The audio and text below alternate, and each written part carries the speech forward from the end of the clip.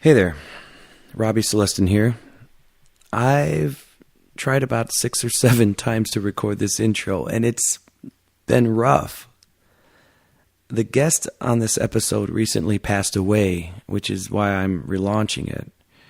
And her passing hits close to home. Not only because I spent a wonderful afternoon talking to her, but because it was on the heels of losing a dear friend of mine. You see, I had a friend named Christy Lynch who worked in the marketing department for the office that handles a lot of my bookings. She was a dear, sweet, giving, and fun person with the biggest heart on the planet. Unfortunately, like so many people, Christy ended up battling cancer. It looked like she had it on the ropes multiple times, but it just kept coming back. Finally, all they could do for Christy was make her as comfortable as possible. During the final months of her life, she maintained this funny and light-hearted attitude. It was impressive. You know, one night I was in her room visiting her, and I asked Christy how she was holding it together so well, with this constant smile on her face and just a demeanor that was the opposite of what you would think somebody would have, you know, looking at their potential final moments. Well, I just couldn't help but ask how she was doing it, and she looked at me and she said, "What else can I do?" See, and that was Christy. That was my friend, just smiling till the end. Yeah, I was so moved by her spirit that I decided to ask if she wanted to be on the podcast. After all, she worked in the entertainment industry, so that made sense, but it wasn't the real reason. I just wanted to have the chat recorded in honor of my friend. She liked the idea, so I went home that night, packed up my equipment so that I could arrive first thing in the morning. But that next day, Christy passed away. I missed my chance. I was so angry. I kept asking myself, why didn't you do this a month ago or a week ago or a day ago? It hurt so bad because I wanted to find a way to share her with the world. And selfishly, I wanted to give myself this audio keepsake of my friend. But I was too late. Well, I couldn't help but think about my friend Christy when I had a comedian named Miss Nikki on the podcast. She was called the Cancer Queen of Comedy due to the fact that she was battling cancer for her entire comedic career. I'm not sure why, but for some reason having her on helped relieve just a bit of the pain I felt for not having my friend Christy on the show. Maybe it was because I was putting a person with a similar plight on the mic. I don't know exactly. I don't know. But the comedian known as Miss Nikki was a joy to have on. She was a great guest. And I'm very sad to say that we lost her recently, which is why I felt the need to relaunch this episode. Now, keep in mind, when you listen to this, you're going to hear this brave and witty lady, and she was in the midst of her battle that day. She was in the fight of her life, but you'd never know it by listening. Never. She just finished filming as an extra in the movie Chirac, and she had a major network following her around, documenting her story. So anyway, I'm calling this relaunched episode Living with Death because that's what she did. The very real possibility of death surrounded her, but she never let it beat her down. Instead, she lived with it and laughed with it and turned it into material for her stage show. I mean, pay attention and enjoy this woman because you're not going to hear fear or anguish in her voice. You're going to hear a joyful and inspiring spirit who happens to be hilarious. So I hope you don't mind that I partially used this intro to tell you about my dear friend Christy, because I love and miss her so much. But that was the least I could do for not having her on in time. And of course, I'm also using it to say rest in peace to Miss Nikki, a very funny and courageous soul who was a wonderful, wonderful podcast guest. She really was. Well, if you don't believe me, well, listen for yourself.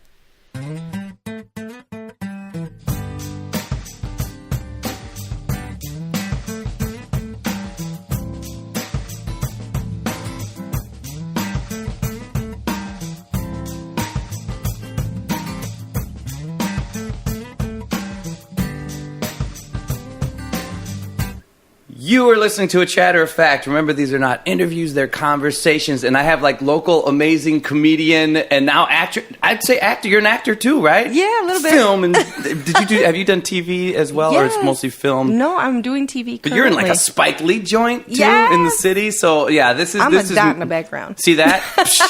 Yeah, but you're a busy dot. Yes. You're dotting all over the place. I'm trying. All right. Well, because you're in a Spike Lee joint. Mm-hmm. I mean, you're okay. Chirac, can't wait for it to come out. Everybody say hello to Miss Nikki. Miss Nikki, she's on the mic. And thank you, Chatter Effect. I am so happy to be here. This is all right, man. And now it's so hard.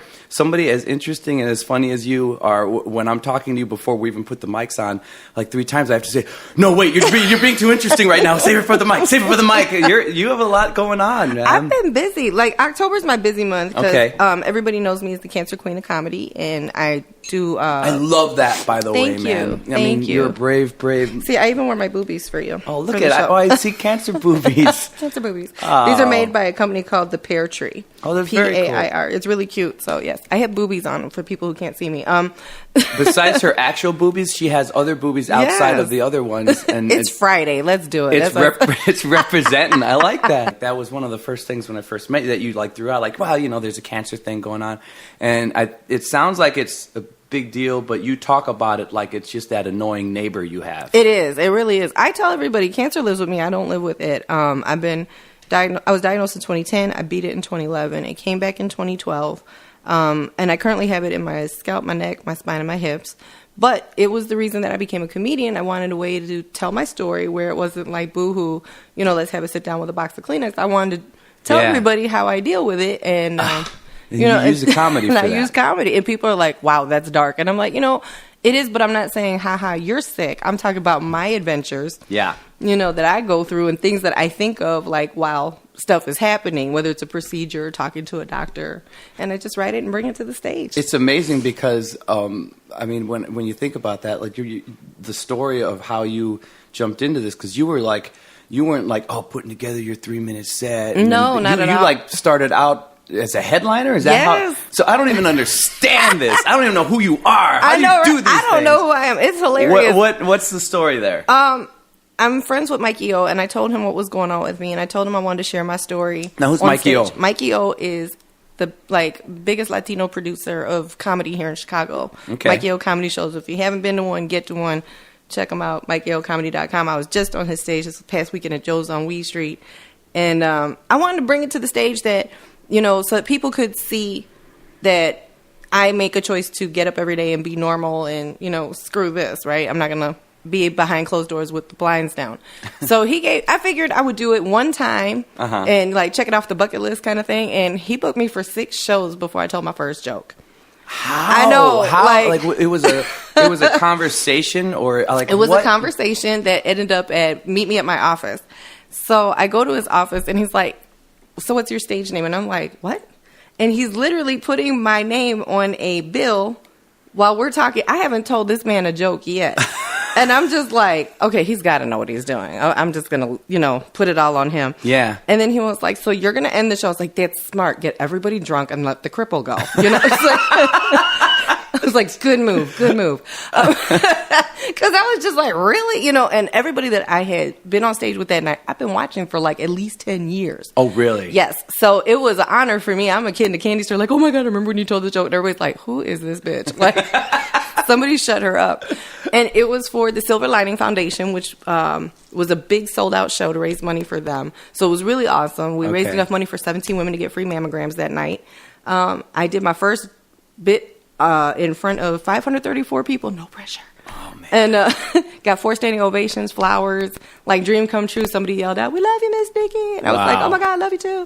It was so, everything that you dream of happening, happened in one night. But it's everything you dream of, eventually taking a year or 3 years to get to. Right. And then you, jump-started right away, right there. But the minute I hit that stage, I literally realized that's where I was meant to be. That hit you. I mean, you just knew. Oh, yeah. It was yeah, girl. So I gotta know because, a lot of the listeners are artists, either actors or improv people. But as a singer, that first time you reach that audience. Oh, yeah. No, I got that. But what I'm curious about is the craft. How did you develop your craft then? How did you develop your writing style? Because you're flung into it, basically. No, I literally write down like what has happened to me in my warped little mind. And believe it or not, people have like different ways of writing their stories. Yeah. I have to be either in my shower, no lie, my shower, I close that curtain, it's like it's all there. I see it, I can see myself delivering it.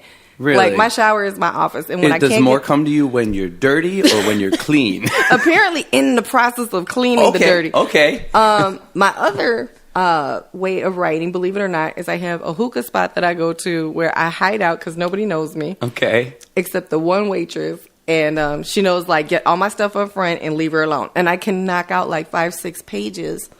And I've gone back and performed it, and it hits every time. It's, like, something about going there and just... I put in my headphones, listen to some music, and I just write. So I got to ask, because I have limited... I kind of mentioned you, most of the comedy that I have to do is improv, you know.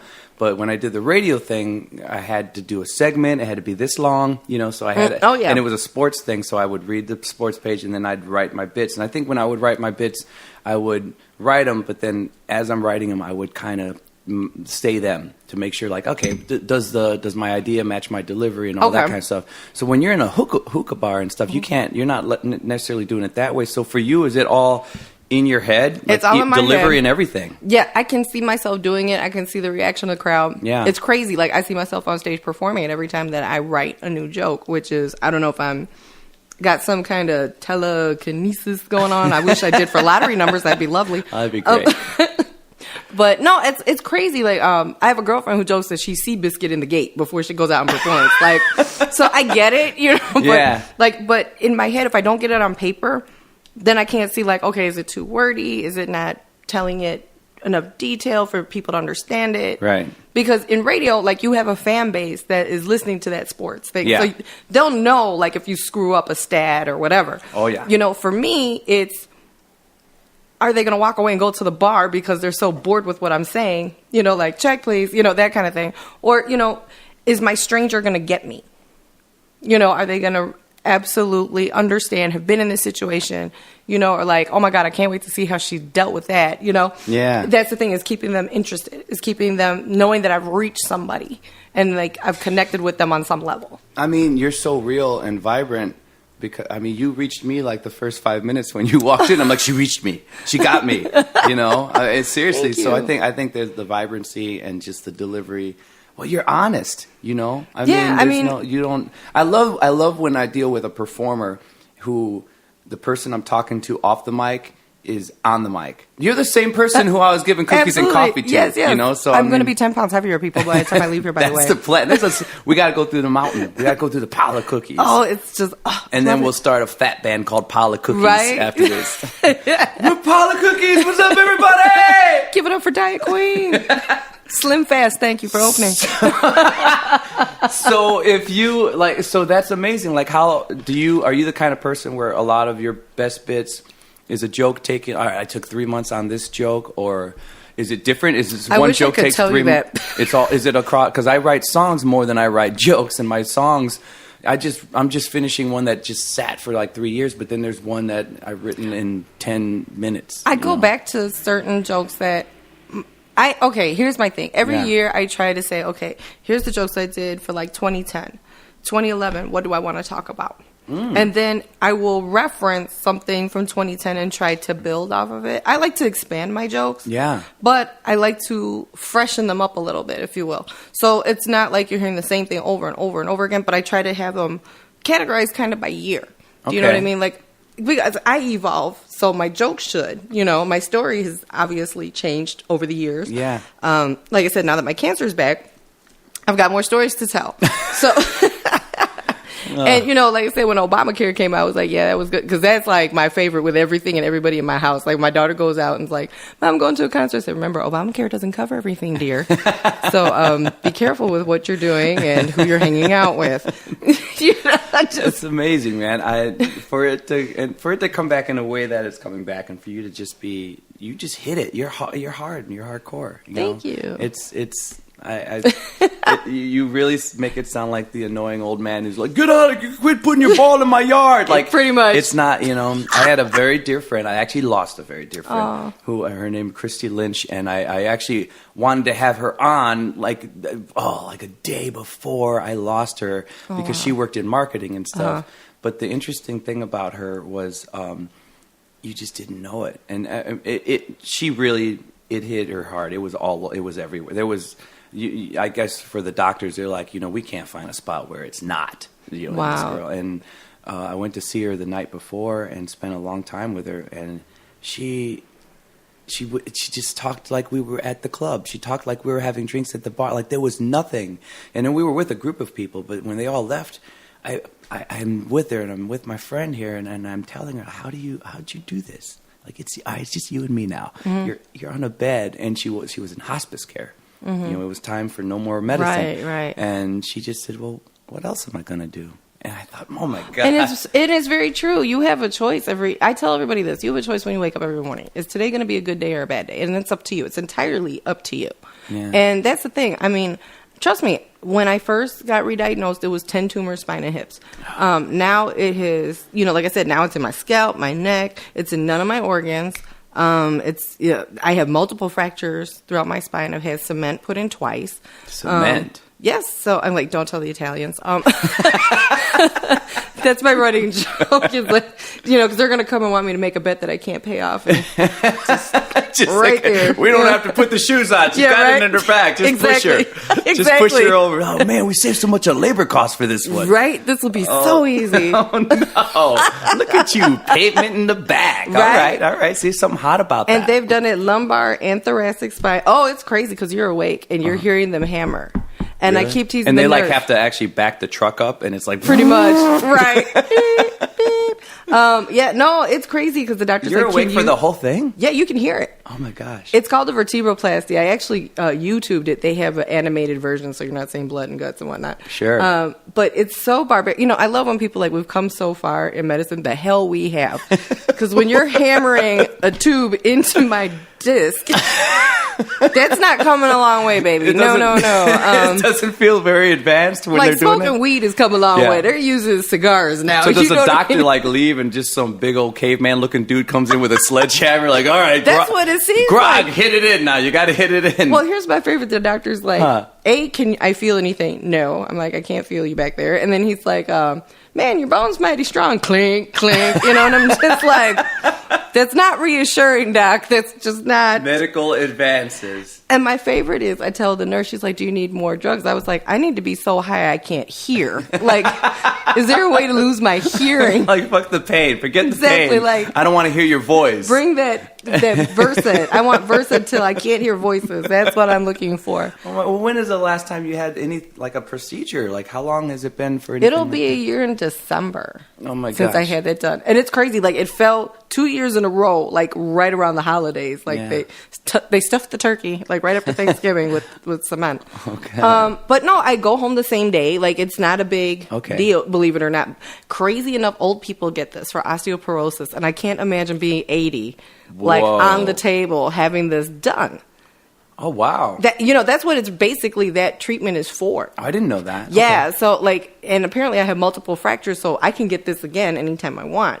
And so it's crazy. People are like, you have fractures in your spine? I'm like, believe it or not, I really do. So I'm just like... Reinforcement, huh? But I freak out. Like, I'll plan something, and they're like, oh, that's probably not a good idea. Like, ice skating is probably not a good idea. Oh, God, why? Why would you do that? No, but, like, I went to a I have no skating. fractures. I have nothing going on. I will not ice skate. Yeah, well, I went once... And you I went to a roller skating You don't know party. me physically, but I'm a fairly nimble guy. I can do martial arts and some stuff, awesome. And if people see my shows and I'm dancing, I don't trip often, I mean, I ain't twerking on the dance floor, well, but let me tell you, put me on skates and it's just an instant.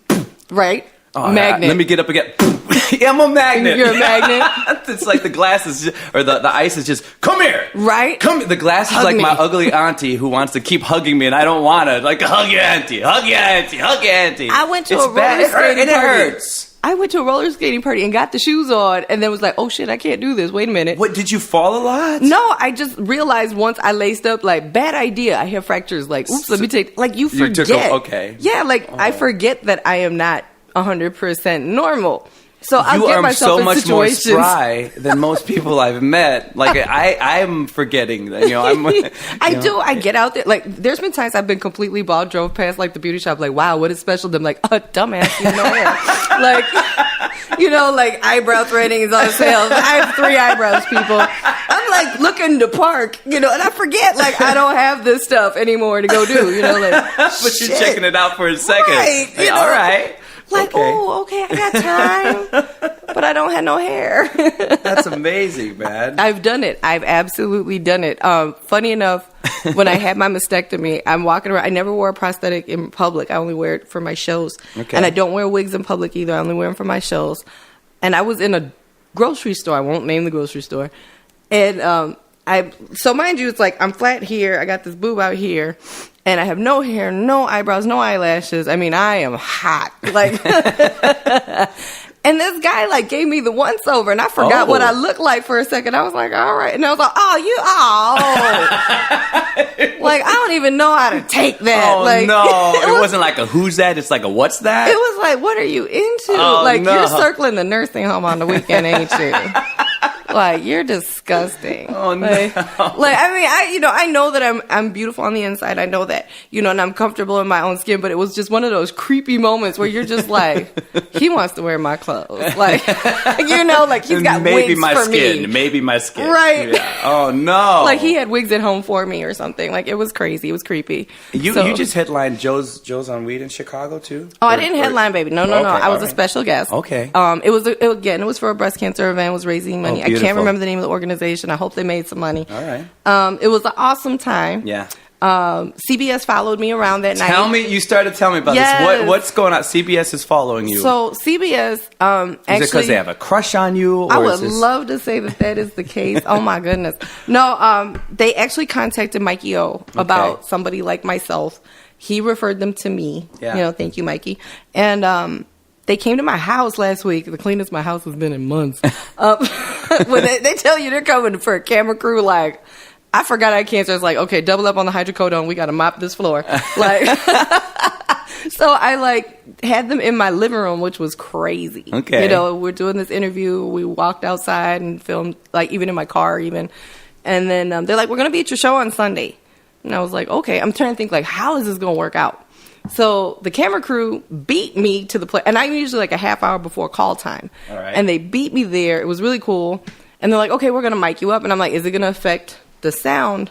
Here. They're like, no, don't worry about it. Oh, like on stage you meant? Yeah. Sure. Because I've been to places like where they put you up first because they know that you're mic'd up. Okay. So it was funny because as soon as they did it, it was like I had to pee. And I'm just like, I don't know what they did and how to shut this shit off. So I have, thank God, the world's strongest bladder because I was mic'd up for about a good hour and a half before they came and got it. I was like, thank you, Jesus. Oh, no. It was so funny. But no, it was really a good time. And the guy who interviewed me was so nice. His name was Ryan at the show. He interviewed me before, during, and after. And he was so funny. He was like, you exploded on that stage. Like, the person I was talking to a few minutes ago and who got on stage were like 2 totally different people. And I'm like, but that's the whole point. It's like you unleash the beast.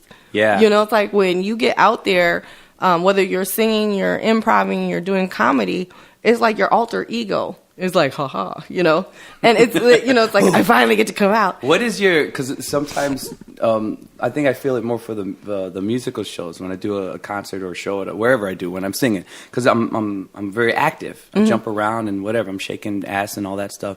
And sometimes my body and sometimes I'm just down, almost as if I'm tired.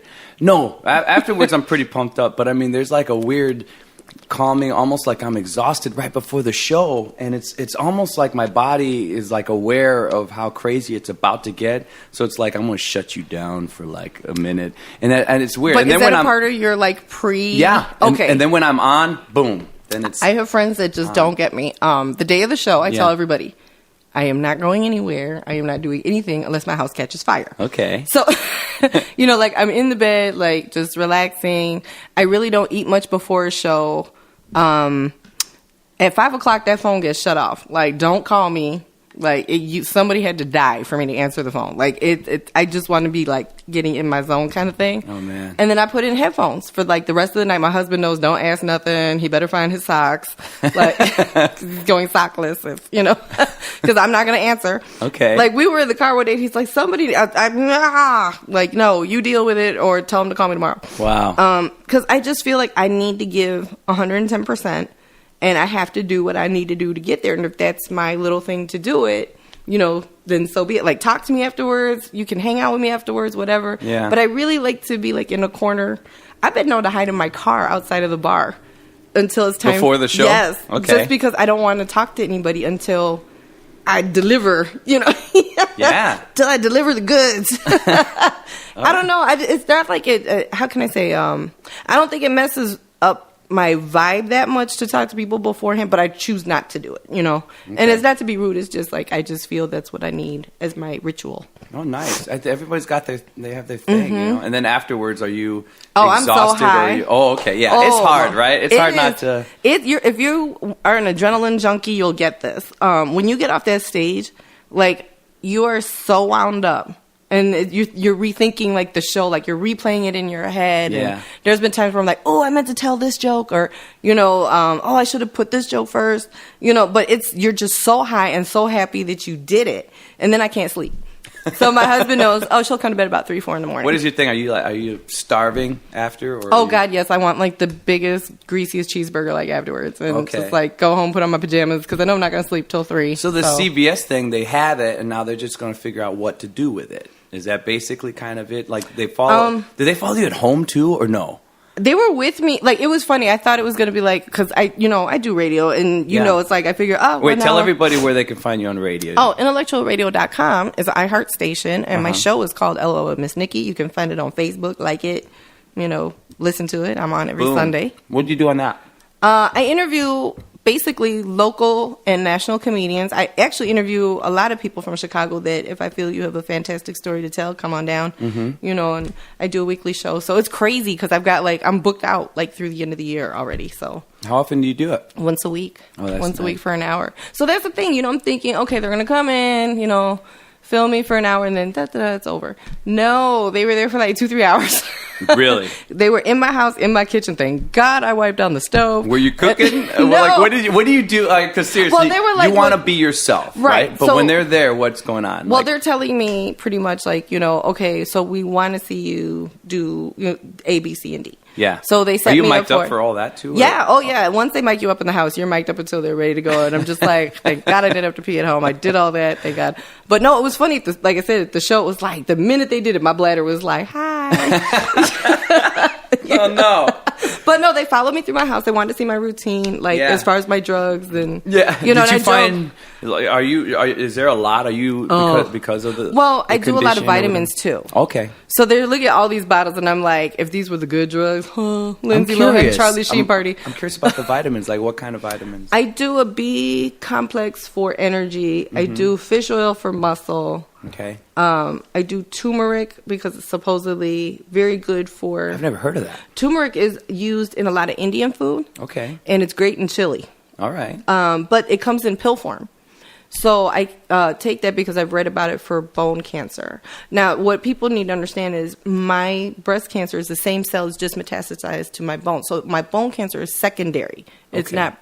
Breast cancer is my primary. Oh. So when I read up on these remedies, I have to look, is it secondary or primary? Because that's how these drugs affect. Wow. I was in healthcare 20 years. The things I was going to say the things you're forced to learn, but you even No, went I was in healthcare pre- for 20 years. So. Okay. It's crazy. So like I did turmeric, I've done guanabana juice, I've done What is that? Like soursop is what it's called in English. Okay. Armitage Fruit Market. It's like you have to be in the Puerto Rican neighborhood to find it. This is for the Chicago folks listening. It's Armitage Fruit Market. Yeah, like that's like you can't find it at Jewel. I just like the way you say it. It sounds exotic to me. Well, say it again. What is it? I think I said it right. Guanabana. All right. I can. Oh wait, now it makes me think of that. Oh na na na na na na. All right. Okay, I'll remember it now because of that. Because I'm an idiot. But no, like I always try to explain to people, like it's called soursop, and like, and that's in the Caribbean, that's what they call it, like but it's supposed to help kill cancer. So like they always, people find stuff on the internet. Yeah, there's something about eating like 3 peaches a day, and I'm like, I could do that, Till after the first day, I was like, oh, this is bullshit, I hate you, peaches. Right? Like, oh no. It's almost as soon as it becomes something you have to do, even if you love it. I mean, I would suppose like maybe except for sex, but I don't know. Yeah, well, if you're a porn star or something, I don't know. Yeah, would that get old? Well, after that's a what while? I don't understand. Like people who, like for instance, people who do like food eating contests. Like how do you go out to dinner? How do you go out to dinner? Like you just ate like 300 hot dogs in like 2 minutes. But for that, I guess I don't know because you're. It's almost like a task. Like you're not tasting, right? Because you just right. Like all of a sudden they're at dessert. You're just sitting down. It's like how on take them to a buffet, right? Yeah. Whereas like the sex thing, it almost makes you wonder. Like, are you desensitized or? There's just that. How is it now a connection with you and your partner? Because at this point, you're waiting for the action. And not only that, I perform a lot of high end weddings. It's funny. It's funny. That's where I've seen more celebrities on my private shows. It's been very rare that I'll open up for somebody at a concert, but I'll do I'll do like a private event and Jay Leno's there performing. Those are the shows that the public never knows about. I did something with the Goo Goo Dolls not too long ago in Vegas, and it was like some software company. Wow. Oh yeah, I did this big thing for McDonald's and Destiny's Child. Yeah, they broke up. You pay them $1 million, they're not broken up anymore. But so it's so funny how that works out. Like you see all that stuff and. I don't know. It's a weird thing. Oh, I lost my point. Oh no, my point's gone. But no, I laugh about the whole porn thing because remember right, Jenny Jones? That's what I meant. Like you become desensitized. So for after a while, like for the porn people, I don't know. It's you're thinking. So when I do a private event, as a guest, that's where I was going. Sometimes I'm judging because I have to deal with these events. I'm doing one coming up, a very big one. And it's so funny. Check this out. They're telling me, all right, you're going to open it up. Now there's going to be an arena talent performing after you. Like they don't want me to know who the arena talent is. Right? And I'm like, okay, that's fine. This is coming up pretty soon. And then they keep going on about the timetable. And there's going to be a sound check. Now she doesn't want. And I'm like, okay, it's a she. Like, way to go. You suck at this thing. I'm trying to, And then she's like, unless it's Caitlyn Jenner. We'll get. I don't know. Boom. Then it's like they're throwing me off. Like, well, then she's like, one more thing. Make sure you don't play any Katy Perry songs.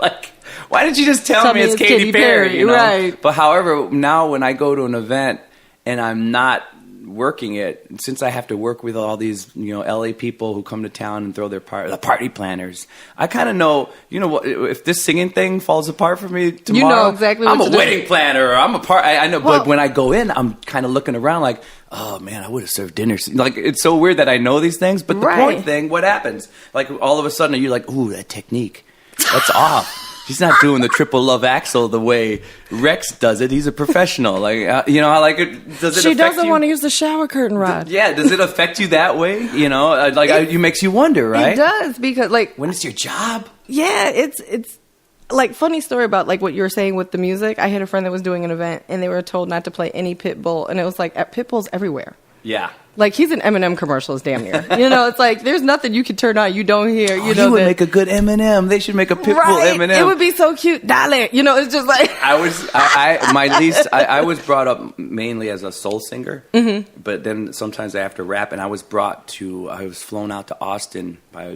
one of the guys who manages the main corporate band I'm in. And they're like, if he puts glasses on, he looks a lot like Pitbull. Most people tell me I look like either Vin Diesel or Chris Daughtry. Yeah, when I saw you with glasses, I was like, oh my God, he's probably heard this a million times, but I'm going to say it anyway. Like, have you been told? Well, they had me fly out and they had me be Pitbull for one song. And I don't like to rap, but I have to do it often for those shows. And for the Pitbull thing, it's so funny. Did you remember to say Dolly?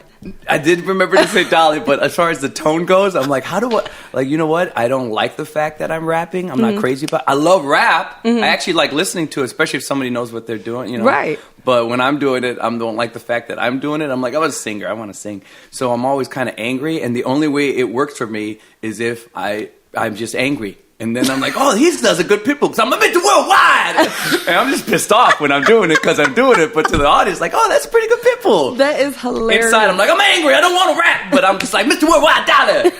I'll be a champion. I go, Mr. Worldwide. Just, the whole time, I'm like, why am I doing this? Why am I rapping? You know, I always inside. sound old when I reference Pitbull to my daughter because I always throw out the wrong area code because he always says the Miami. And so I'm like, I'm like, so for the 805, for the 305, my daughter's like, Mom, leave Pitbull alone.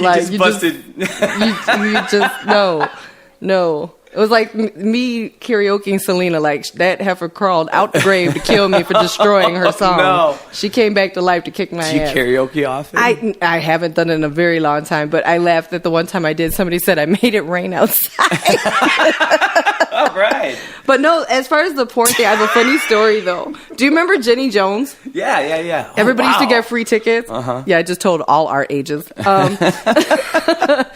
I got free tickets, and I took all my girlfriends, and the last show I saved to take my mother. Why was it about the porn industry? Was it really? Yes. The one day I took my God. mom. First of all, my mom's giving me that little side pinch, like, if you're here to tell me something on stage, I swear to God, I'll kill you on stage. I swear to God in front of all these people. And I'm like, I promise you, no, it's just to watch the show. And it's like, I met my lover on a porn set, and I'm just like, oh, I was like, Jesus, if you're ever going to take me, now is the time. And my mom's like, and I'm like, I don't pick the shows. They don't tell you, till you get here. And all I'm hearing is, just all this horrendous, even Jenny was like, I can't even use this. I'm going to have nothing to edit. Oh, my God. I wonder how, what Love at First Poke, how did it happen? This one couple met because the guy let them use their house to film. Uh-huh. And that's how he met his girl. She was the actress. Oh, and I was just like, that's romantic. That's kind of creepy. Ew, she just kind of in your house with somebody else. And you're like, I want to hit that too. Wonder where the love comes into play. That's what I don't get. Oh, it got crazy. And my mom, and I was just like, I have never had such a tight relationship with Jesus that day. I begged him, please just take me. Lightning bolt, come on.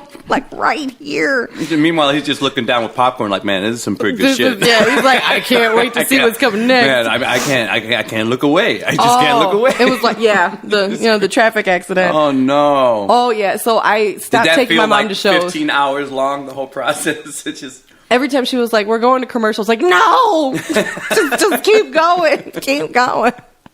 And she was angry. Jenny was angry because the crowd was really rowdy that day. Okay. And they were saying horrible stuff to the people on the stage. And she was like, I can't even come to this section anymore and talk to these people. I got to go over here. She was having a heart attack. Damn, whatever happened to Jenny? I myself am curious. The show actually called me at work one time looking for me. I wasn't there. They left me a message that it was a Secret Admirer show. And I was like, oh, hell no. I am not doing, I don't even want to know who that was. I never found out. Okay. I don't care to know. That was that's creepy. Look at you, the Secret Admirer, though. That's just creepy that you want to come out on TV and put me on the spot. Yeah. Because, I'm not gentle with the rejection. I'd have been the porn guy. He could have been I saw you in the audience, girl.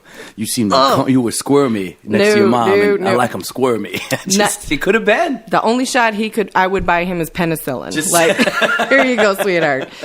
But I never sat in on one of those shows. That stuff is so crazy, man. I laugh. I was just so never again will I take my mom on a TV show because God knows what they could dig out for me next to get me killed by my mother. So again, your radio show, it just did that just kind of call out to you, doing, I feel it sucks that comedians don't have that voice to tell their story. How did they get there? Every time you talk to a comedian or see an interview, it's, check them out tonight. They're going to be at, Center City doing this, blah, blah, blah. Win tickets, be the seventh caller. And that's it. It's it's never, how did you get here? What made you become a comedian? What's your process? Jokes, right. Is somebody else writing your jokes? Is, they never, it's always in the moment of what's happening right now. And that's cool. But I just feel everybody has a story. I've heard so many amazing stories of these comedians of how they got there. Some actually went to college. Some just knew all their life that they were going to end up here. Comedians get in a way they get screwed on late night television, but then it's also a big win. But I mean, I hate when they do the bit and they do their stand up. It's awesome because they're doing their thing and you can see it oh, this person's brilliant. Right. And then if they end up on the couch, I always feel that's the time when they should get into that. Like, all right, we saw what you can do. You're great. Now let's talk about it. Why do you do it? How do you do it? All that stuff. But I notice as soon as they get on the couch, it's the next actors actors. Well, not only that, no, they're setting them up for more jokes. Like they pre-interview them and they ask them like what their good jokes are, and then all they do is they're just like, so you ever? And you can always tell because the question is too specific. Like, so has your mom come to visit you? You know, on the corner of Third and Lake. Oh man, the thing happened, and then they go into their bit. Right. But they basically make them do another piece of stand-up while they're sitting down. Whereas I think, man, this is a great time to. I'm going to say this. First of all, I hate people who ask this question, what is your favorite joke? That's like asking, who is your favorite child? Yeah, That is the worst thing to ask a comedian. Don't ask a comedian. Don't ask that. Anybody who's into interviews, please, please, please, if you don't want to get yelled at, or do the whole, like, so you think you're funny, tell me a joke. Because, that's the worst. Yeah. I always tell people, do you ask a baseball player to hit a home run when you meet them? Like, You know what I mean? I had a girl, she's like, I don't get it. Brilliant. I want to go meet a baseball and start just throwing the balls and you're like, go on. Oh yeah, I had this lady, like, she wouldn't get it. And I was like, what do you do for a living? She's like, I'm an electrician. I said, go change the light bulb. Like, and she was like, what? And I was like, exactly. I was like, that's my point. I was like, you just don't, that people think that you're on all the time. And that's not fair to the comedian either. Well, it must be hard for you when you meet somebody and all of a sudden they're doing bits with you. Like, they can't just talk to you. It's got to be like, oh, what's the deal with it? Yeah, everything's like I'm here all night. Everything's like a punchline for you. I tell people to look at this. I'm going to move your mic up. Your mic's looking at the boobs you have on your neck. It's because they're perky. Yeah, look at that. It's starting to peer down like, hey, what's going on down there? It's Friday night. What are you doing? Come out here much? There we go. I tell people when I'm invited to, like, family events, because this happened at family events, and friends' houses, do not introduce me as a comedian. Please, please, please. Yeah. Because I can't enjoy myself. Then it's like, oh, she's a comedian. And I actually had one lady's like, is she really a comedian? I'm like, well, let's see. Last time I checked, yeah, I'm alive. I'm real. Yes. It's just, it's like if somebody comes up to you like, oh, you really sing. And like, I hate it. You can't enjoy yourself at a party because now you feel like you're working.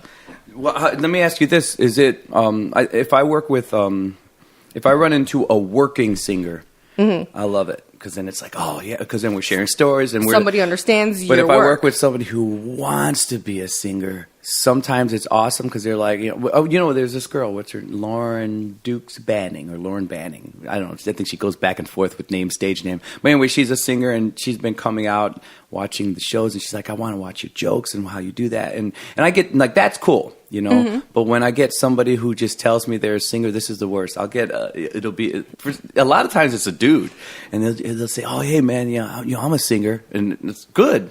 All right, we're both singers. And this is usually if it's at like a bar gig or a club. He's like, yeah, I just, and I can tell. I could see their face and I could tell, oh no, he wants to sing. He's going to sing. And it's weird because, I'm not 6'2". Right in the middle of the bar. I'm like 5'6", so all these dudes are bigger than me. And they come up and the next thing I know, he's like talking like, no, I've been singing for a while. And then next thing I know, and this happened. He just comes real close to my ear and he just starts going, you are not alone. I'm like standing there, my eyes get bigger. I'm like, what? Oh no. No, don't go to the second verse. Don't go to the second. And I'm like, why did this happen? That happens a lot. You're probably like, I hope he's not hitting on me. Oh my God. Because that's the worst sound to have whispered in your ear. Yeah. But I know. It had like a girl will come up to me and she'll say, and that's how by the way, singers out there. I love the fact you've put me on this path because you're talking to people. We're giving lessons. Yes. Miss Nikki, we're giving... Don't call you Miss. I like Miss Nikki because it makes me feel like, But it's horrible. I can just imagine, like... Don't do it. Singers, don't do it. One day I'm going to sit behind you in the bar and just be like, the lovebird. No, a girl will come up, but the thing is, they like zone out. They're just like, oh, I'm a singer, Dreamless. No. And people out there, let me just tell you one thing. If you do that... You're not a singer. You have to start being Simon You're just Cowell. Weird. You need to wear a T-shirt that says like I heart Simon. Them? Yes, wear a T-shirt that says I heart Simon Cowell. I bet it stops. It's rough. And it's hard to let people down. Like, and I'm a nice guy. Comedians get this. You're very nice about it because I would have throat punched somebody by now. Visiting days would be Tuesdays and Thursdays. But do you have somebody along those lines? Is there that version of a comedian coming up or no? It's horrible. You'll either get the instant critic who knows all about comedy because they've watched it on TV. And I know you've seen Cat Williams, right? His third video, you know, oh, it was the best. Oh my God. Like, You Should Talk About is my favorite. Mm-hmm. You Should Talk About. Oh God. And I've learned how to smile and nod. I have learned how to I can tune anybody out. I've been married 3 times. Trust me. I've had enough husbands. I know how to tune out. And I just learned how to nod. And, yeah, okay. And I'm thinking to myself, like, I'm watching myself kill you in the back of my mind because, you know, all of a sudden, like, you've never spoken publicly behind the microphone on stage. You have to really believe in what you write and what you say to get up there and have the courage to do it. Some people think and people don't understand that. They're the funny person at the party. Well, first of all, they think because you're up here performing and you might be opening for somebody huge, and they might see that you're, you know, connected with certain people in the bar that they want to get to. So they think that you're famous. Okay. People have this weird connotation that if you've performed a certain room, like, yeah, I've been on Laugh Factory stage on open mic. Mm-hmm. I haven't been booked there. I've met Mr. Masada, and he's critiqued my work and whatnot. Yes, absolutely. Okay. You know, am I lucky that I paid my phone bill this month? Hell yeah. You know, I am not by any stretch of the imagination super famous where I am like, you know, shitting money. Yeah. No. So I hate for people to come Money up. is her first vocal CD that's going to be dropping next fall. That's right. Shitting money. Yeah. But yeah, it's horrible. People have this idea that, man, if I pitch them this and they use it, then I've written their joke for them. You know what I mean? Because you could just see it now. The minute you get like 2 seconds of an interview on TV, I wrote their joke. Oh my God, forget it. I have a joke for you. You should talk about, let me tell you a joke. That's always the worst because it goes horribly wrong. They're always like, oh, I'm going to screw up the punchline. And you don't offer to tell a joke. Or the joke is like so long, you don't even know where it's going at this point. You're just like, oh God. Yeah, I've had people tell me some really horrible jokes that I'm just like, you need a shrink. You need to go tell that. I wonder, at that point, are they just making it up as they go? Yes! Or are they, okay. I'm just like, yeah. They have your ear. That's an interesting, like, weird conception that people have, though. I run into the same thing. You know, I have a CD out.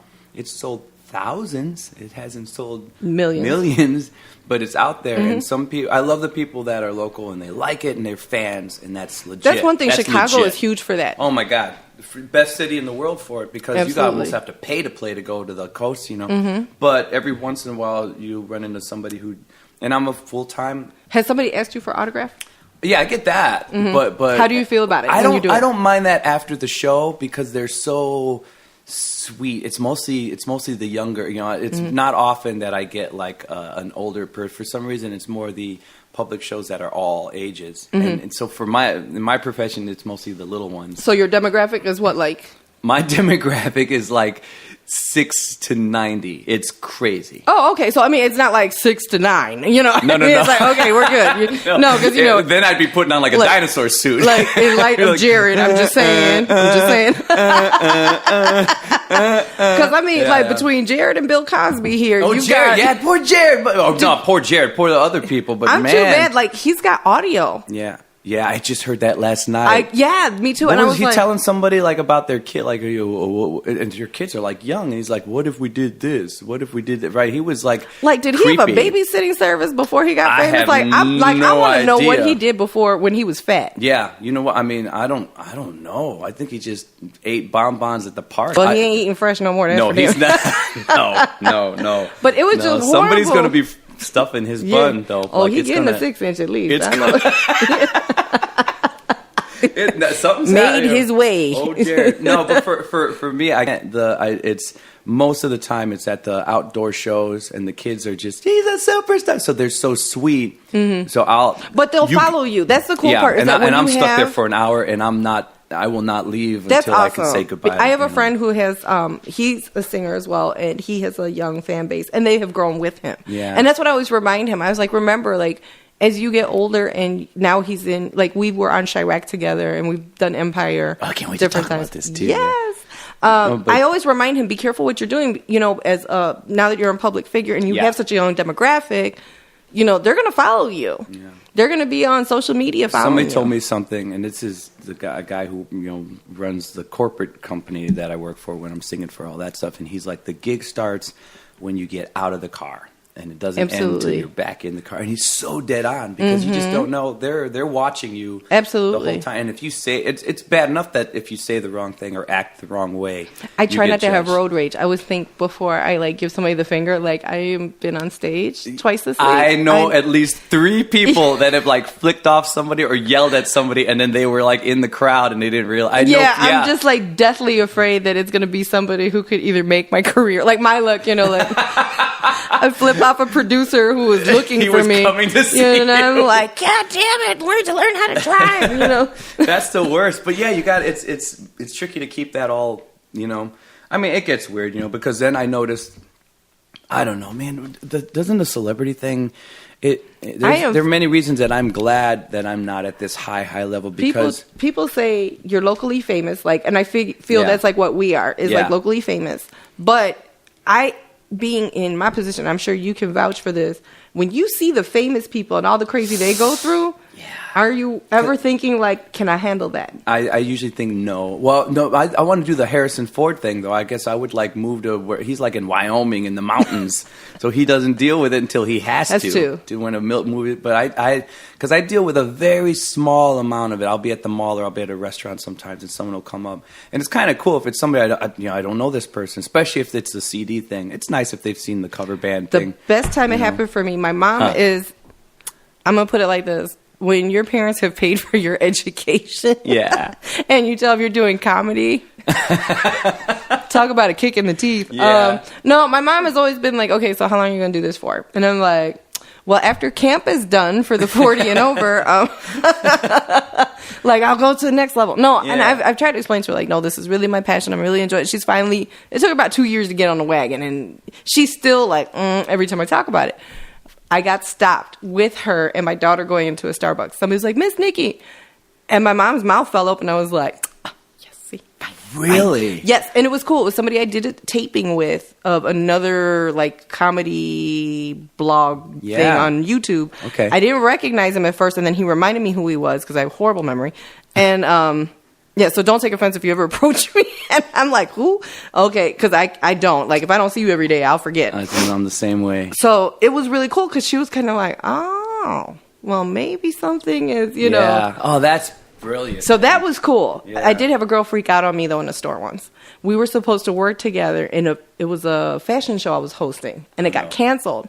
And I was buying these clothes, and I was inviting her. I was like, are you over 21? She was, yeah. And I was like, well, there's a comedy show that I do. And when she read it, she was like, ah. And like everybody in the store turned around and I was like, oh, Jesus. And I was like, I'm like, I'm sorry. Why are you like, you so happy? Like, what happened? And she was like, I was supposed to work with you. Oh my God. I can't believe you're here. And it was really cool, but it was just like, everybody stopped, and it was just like, cause none of the other people knew who I was. They're probably like, what's going on?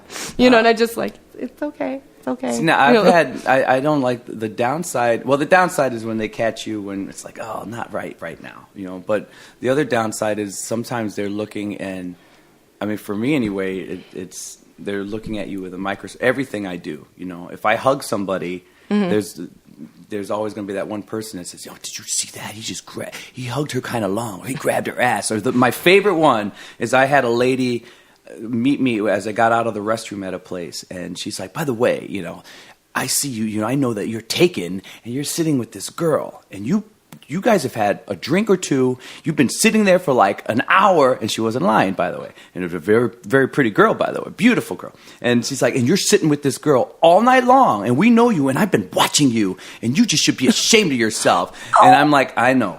I'm like, but that's my sister, and it was my sister Gina, who's beautiful. But the whole thing is like you couldn't believe that somebody actually approached you and told you this. But I never realized, that you're under the microscope. Yeah, and they'll make up some stuff, and you got to be very careful. And I'm sure I've you've become been very out. Generic because I'm also very friendly. I believe in. But I'm sure you've been out in public and people just look at you and you're like, where do they know me from? Yes. Yeah, because it's creepy. Like people. Do you do the you? Hey. Oh, you? Hey, you. No, I do the, like, as they're staring, I'm just like, oh my God, please don't be like some creepy stalker. Like, say something. Like, do I say something? Do you say something? Like, how does this work? You guys just catch each other's eye and I was at a concert. Okay. And because of my radio show, I have a press pass. So I was there to cover people in the background. They're about to go nice. on stage. Okay. So that's how I met like Machine. I've met Evelyn Champagne King, Giggles, a whole bunch of people, Fat Joe, awesome stuff. Right. So I'm talking to my girlfriend in front of like this booth. Okay. So this lady keeps looking at me, and I thought either she wants to talk to my girlfriend or she needs to get to this table. So I'm doing the whole like I'm trying to figure out where the eye contact is here, and my husband's off to the side, and I'm like, I don't know what to do. So I was like, oh, I'm sorry. And I like, okay. And she goes, no. I saw you with my boyfriend perform like a few weeks ago at this restaurant. And I was like, oh, did you have fun? Was I funny? I'm like, let's take a selfie, like trying to, and it just creeped me out because like all night I kept running into her. Yeah. And it was just the whole like, and I'm like, if you want to say something, say, please, yeah. I by all means, if you're a fan, please come talk to me. Don't make it creepy though. Yeah, don't just stare. Like, it's like, and I'm just like, It's so, every time you pass by each other, it becomes very awkward. Yes. It's so weird. But then again, if you reach this ridiculous, level of fame, oh my God, imagine that times a million. And I don't know if I would ever. I kind of put into the universe that I want to be Kardashian famous. And what I mean by that is no sex tape. No. Okay, I was going to say, like, what? Because only, like, the blind should see my sex tape, But it sounds fantastic. Right? It's like. The audio is amazing. Right? The Braille, not so much.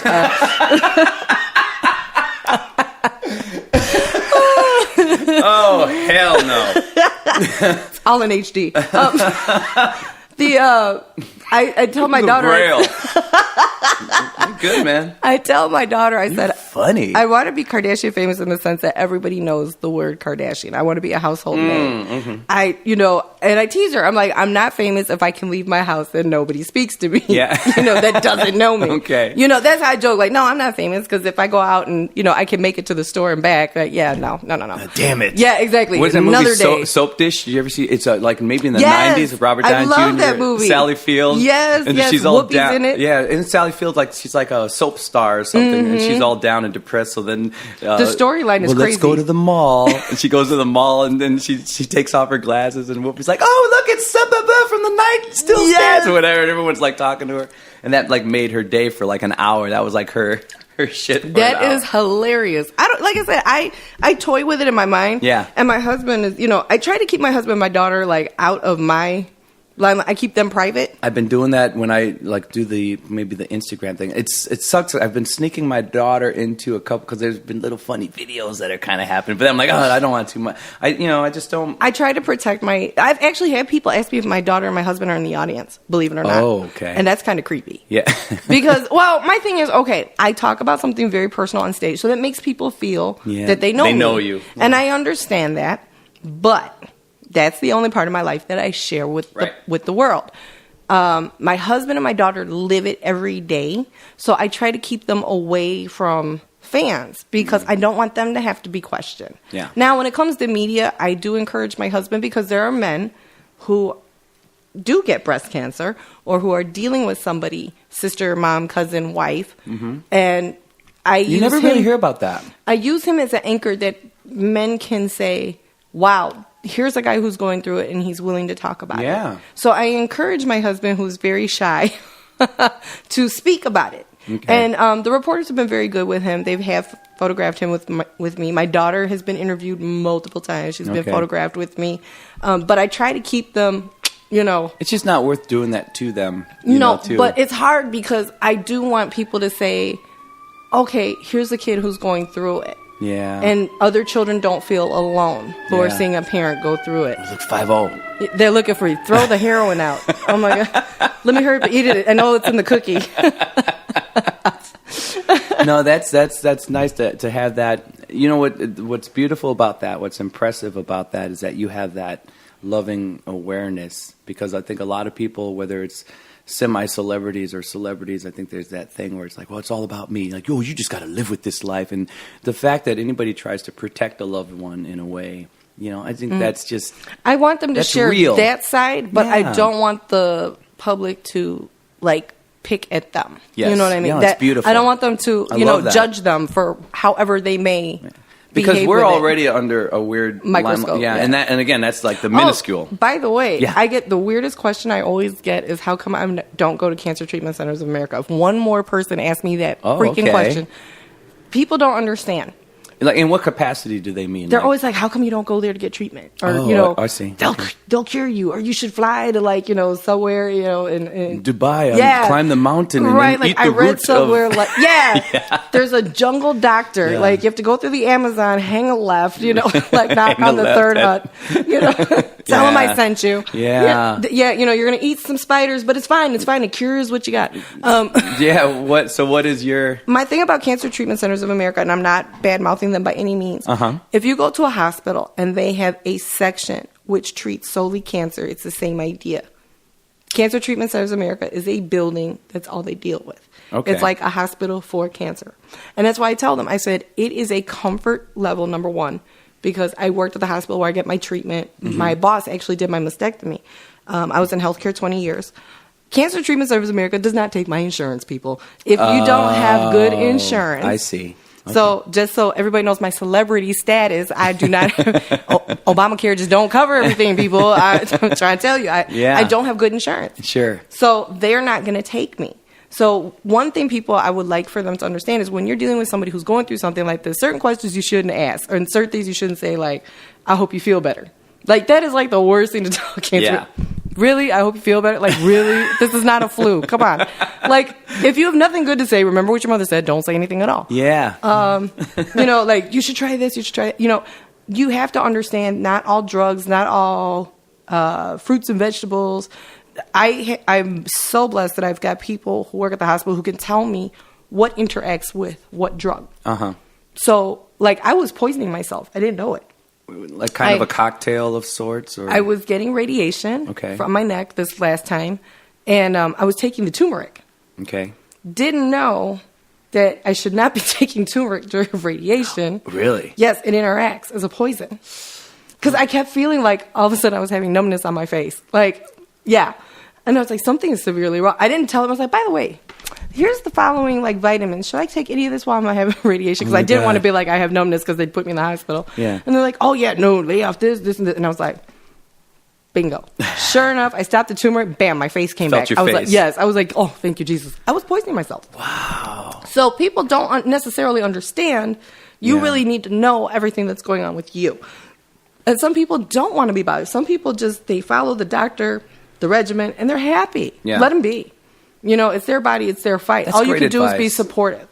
Sometimes you just have to be and not say anything. Yeah. Just let them, encourage them if it's good for them. If you feel that they're doing something to hurt themselves, then say something. Absolutely, by all means. But yeah, I hear the weirdest things. Like, one nurse said to me when I was having reconstruction, so what are you going to do with the other breast? I was like, keep it. I was like...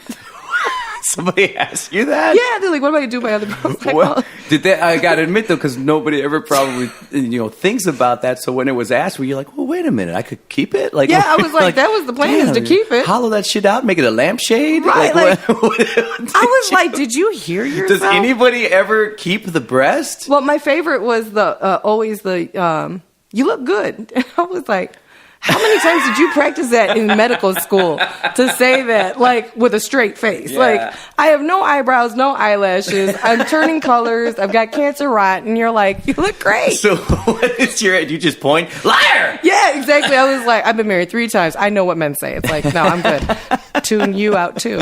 I just couldn't believe that. Well, like, how do they say this with a straight face? My plastic surgeon, fantastic man, love him to death.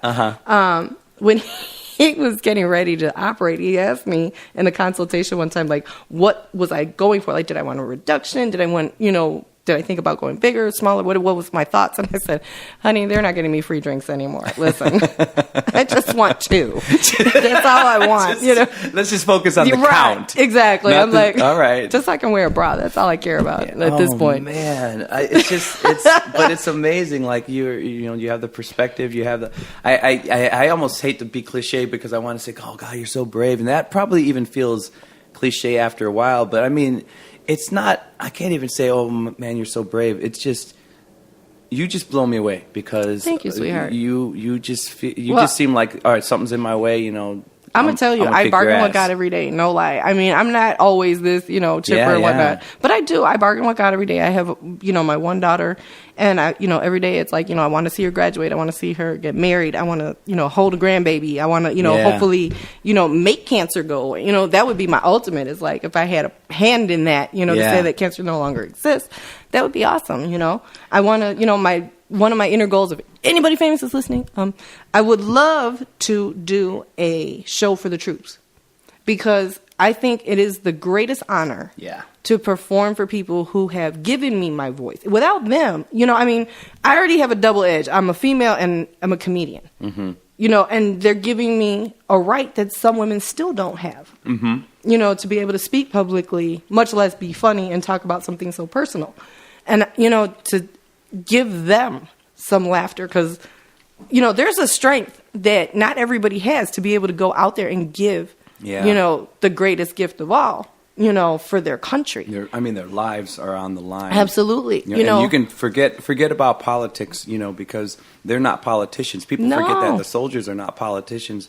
The soldiers are out there doing what they believe is the best for their country, and we're their country. And they made a personal choice. Yeah, and that's badass. No, I did a USO tour in Bosnia. Did you? Oh, I'm jealous. It was, it's life-changing. It's life-changing. I was on a NATO base, too, and so I was on a base in Kosovo, which was mostly American soldiers, but then I was on a NATO base in Bosnia, and, man, you're driving through in the tour bus, and it's everywhere you go. Everyone who's with you has guns, and it's so it's real. It's very real for you at that point. And I'm looking out, and I see, and this was years back, so I could see, part of Sarajevo, they're rebuilding. It looks great. And then you still pass by a part where it looks like Saving Private Ryan. Like you could see, like, okay, a missile went through that house. Like, My God. And it's terrifying, And when you get out, and it's real when we got to the NATO base. Because all the soldiers are so great, and they're like, they're you, right. I'm right there. I'm from Middle Indiana or something, and you're have hanging wives, out with them. They've got kids, husbands. They're so normal. But when we got to the NATO base,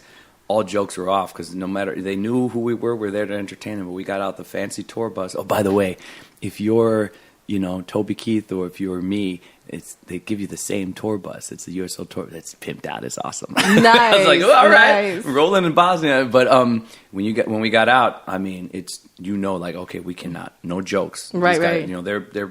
there's dudes with the rifles ready to shoot you. And you have to give your credentials and everything. But you do that, and then the NATO base is 28 different nations represented, and every base has their own corner of the world. So when you're walking through it, first off, at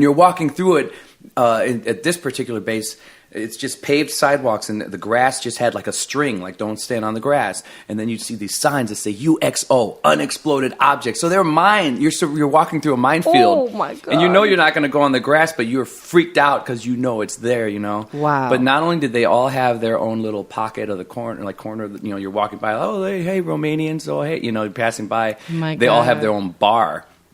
So it's like adult Epcot with guns, because it's different. It's a very protected. Yeah, it's like, we're going to the Irish bar tonight, and you go there, and the Irish guys and English guys are like giving each other shit. And no way. It's for me that would be you the would ultimate. love it. You would love it. Your spirit and for me, your view. I think that would be the ultimate for me is to say that I perform for the truth. I grew up on Bob Hope, Texaco. Okay, I just really told you my age. If you know what Texaco is, welcome to the geriatric portion of the show. Nobody could tell your age. Look at you don't crack. You got nothing going on. I just had a facial yesterday. You look good. You're glowing. And the girl said to me, she's like, "How old are you?" Yeah, you're smooth. I'm man. 44. See that? I could go slip sliding on your face. You look smooth. I am 44. I had giant dark circles and bags when I was 15, so I was screwed from the get go. She was like, "My God, your jeans are fantastic. Your collagen's good. Your elastin's good." I was like, "You look thank good." God. Yeah. And, well, the nurses always joke me. They're like, "You have no wrinkles." I was like, "The fat fills it in, honey." I'm like, "Then give me another donut." Right? Exactly. I'm like, I got to maintain.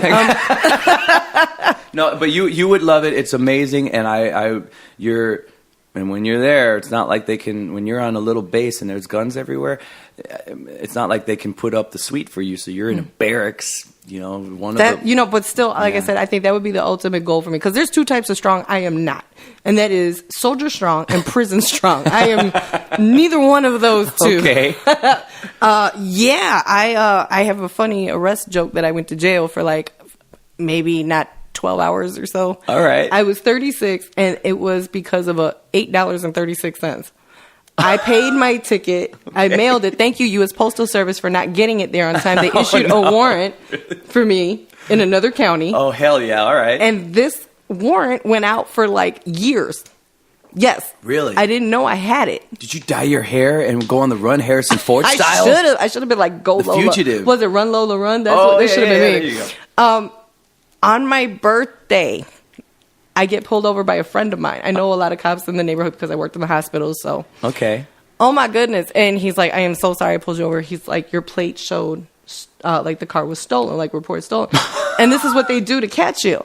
So apparently, I see this detective car pull up with a female, and I'm like, "Oh shit, it's going down."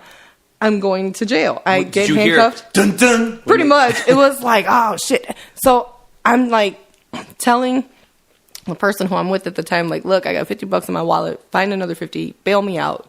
Yeah. Let's get this going. Like, tell my mom, watch the baby, blah, blah, blah. Oh my God. So they realize I have family members who are police officers. So do I feel like the black sheep at that moment? Very much so. So they let me stay out of the cell as long as they could. Okay. But it sucked because, like, I've got tattoos, so they, like, photographed me. I'm like, oh, great. Like, and I have fingerprints registered with the state because I used to be an armed security guard, so... You were a badass. Yes. Okay. So I have my prints, and then I did, work with the park district, so I've got prints on file. Sure. So they ran all that. And I'm trying to think, who can I call? Because in the day and age of cell phones, it's not like before you just call somebody, collect, Yeah. and you could hear it. Like, it doesn't even go through to a cell phone at that point. And I'm literally down the street from a bar I worked at, and I kept thinking, you sons of bitches are in there getting drunk, and I can't call anybody because I don't know any numbers without my cell phone. Damn it, damn it, damn it. Oh. So I end up spending the night on this cold metal cot, and I'm hearing, like, these hookers get brought in. I'm hearing, like, the trannies get brought in. It's hilarious.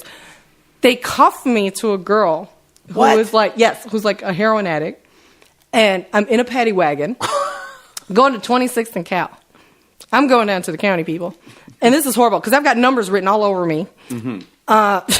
Your tattoos are numbers? No. Oh. They write numbers on you. Oh, my God. Okay. Yeah. So it's like I've got numbers on my wrist, numbers going up and down my arm.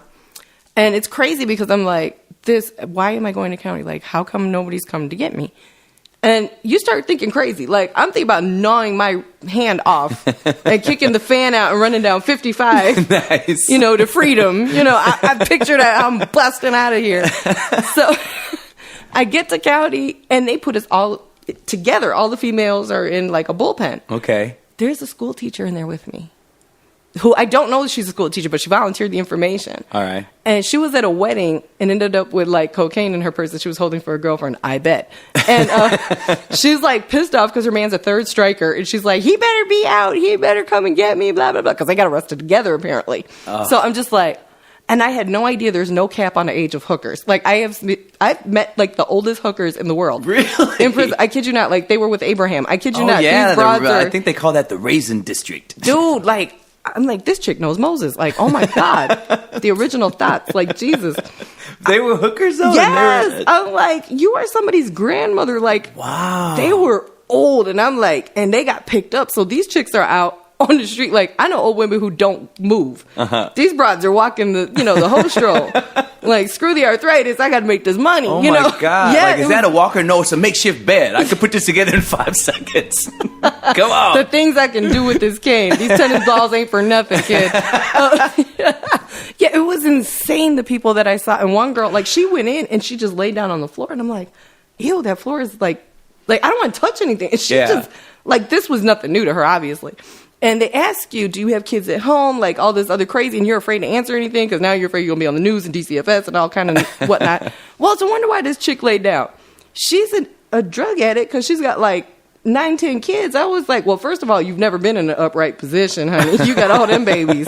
Like, and I understand the drugs because you got all them babies, like, I get you. Like, I yeah. Fair enough. You, like, let her go. Free Sharita. Like, shit, I get it.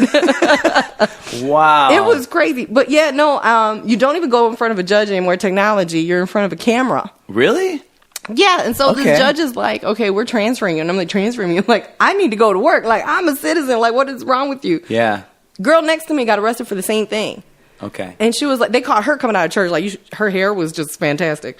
And she was like, oh, we get McDonald's 3 meals a day over there. And I was like, bitch, I'm looking for freedom. Like, you looking for a meal. And I'm like, so, like, they keep transferring us. And the worst thing ever is to be in front of, like, Fine Security Guard Day or, you know, Cook County Sheriff Day. Sure. Because you're like, I'm not guilty. And you're just like, really, no. Like, if I have a bath and, like, makeup, like, I'm telling, like, me, yeah. like, when I get out, you know, like, I kid you not. It was like Supermodel Cook County Day. And I'm like, really? I'm like, my girlfriends would never believe this. Like, so I was just like, okay, you know, and then they put you through all this stuff. And then all of a sudden you're getting released. Uh-huh. I figured out I had not gone to the bathroom the whole time I was in jail. Wow. Because I was like, I refuse. Like, oh, is it just like the one toilet that everybody... Yeah, okay, and everybody can see. Yeah, I was like, oh, no.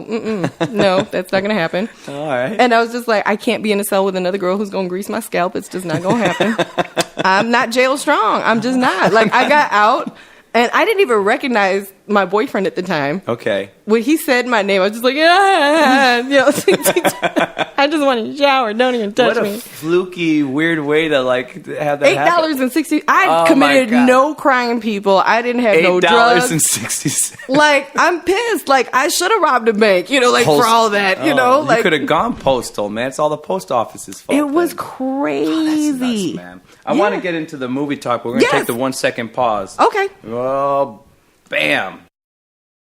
So we just took, that's, I always call it like the eye blink. It's like the one pause. It's like, it's an eye blink for them, but for us, it's like 7 minutes of, I gotta go potty. I gotta get some more coffee. I was doing push-ups trying to get rid of, like, this Halloween man. Your abs look great. You were just like, you did the, I heard all those dudes before they do like a shirtless thing, you know, they go down. They'll do push-ups. They do push-ups. I heard, somebody recently told me like a musical act, like a local act, and they're all wearing shirts anyway, but they like drop and do push-ups. Make the shirt look tight. I don't know, you know. I don't, you know. I try to be fit all week long, so when I get to the show, I'm not gonna like say I'm gonna do crunches before I sing My Girl. At my stage of the game, ain't no filter. If my ass is dragging across the stage, then you're getting Miss Nikki. You know, there's no filter. You know, I'm right here. My ass will be in another 2 minutes. Exactly. No, you know, people are like, what's shaking? Everything that shouldn't be, and I stopped like 10 minutes ago. Everything that shouldn't be.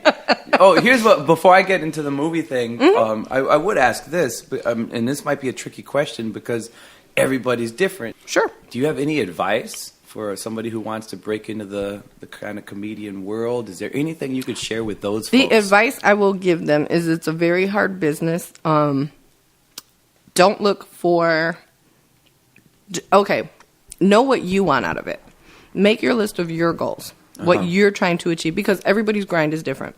And I hate for people to get angry when they see somebody else come up faster, or they think they came up faster. You don't know what that person went through, know their hustle.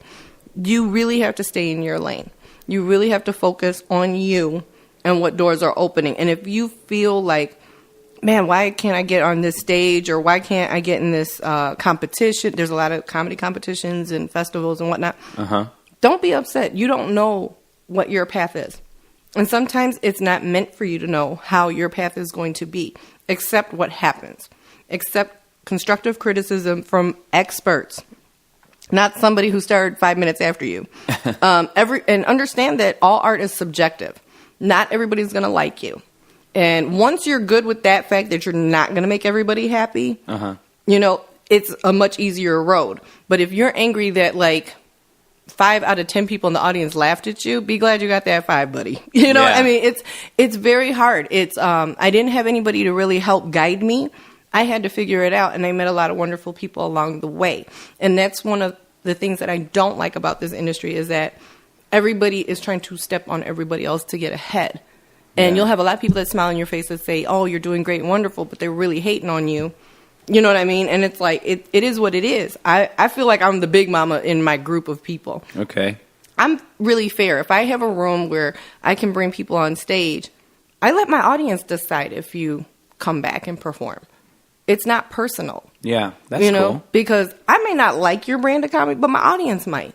And that's what it comes down to. It's a business. Yeah. And once you understand that business side and understand that not everybody's going to be your friend, that it's all about what you put into it is what you're going to get out of it, the road comes a little bit easier. Oh, that's cool. Well, that's a good tip, man. All right. Well, I want to move on to the movie thing. So okay. The Spike Lee thing. How did that he filmed that in Chicago? Is it finished? Is it?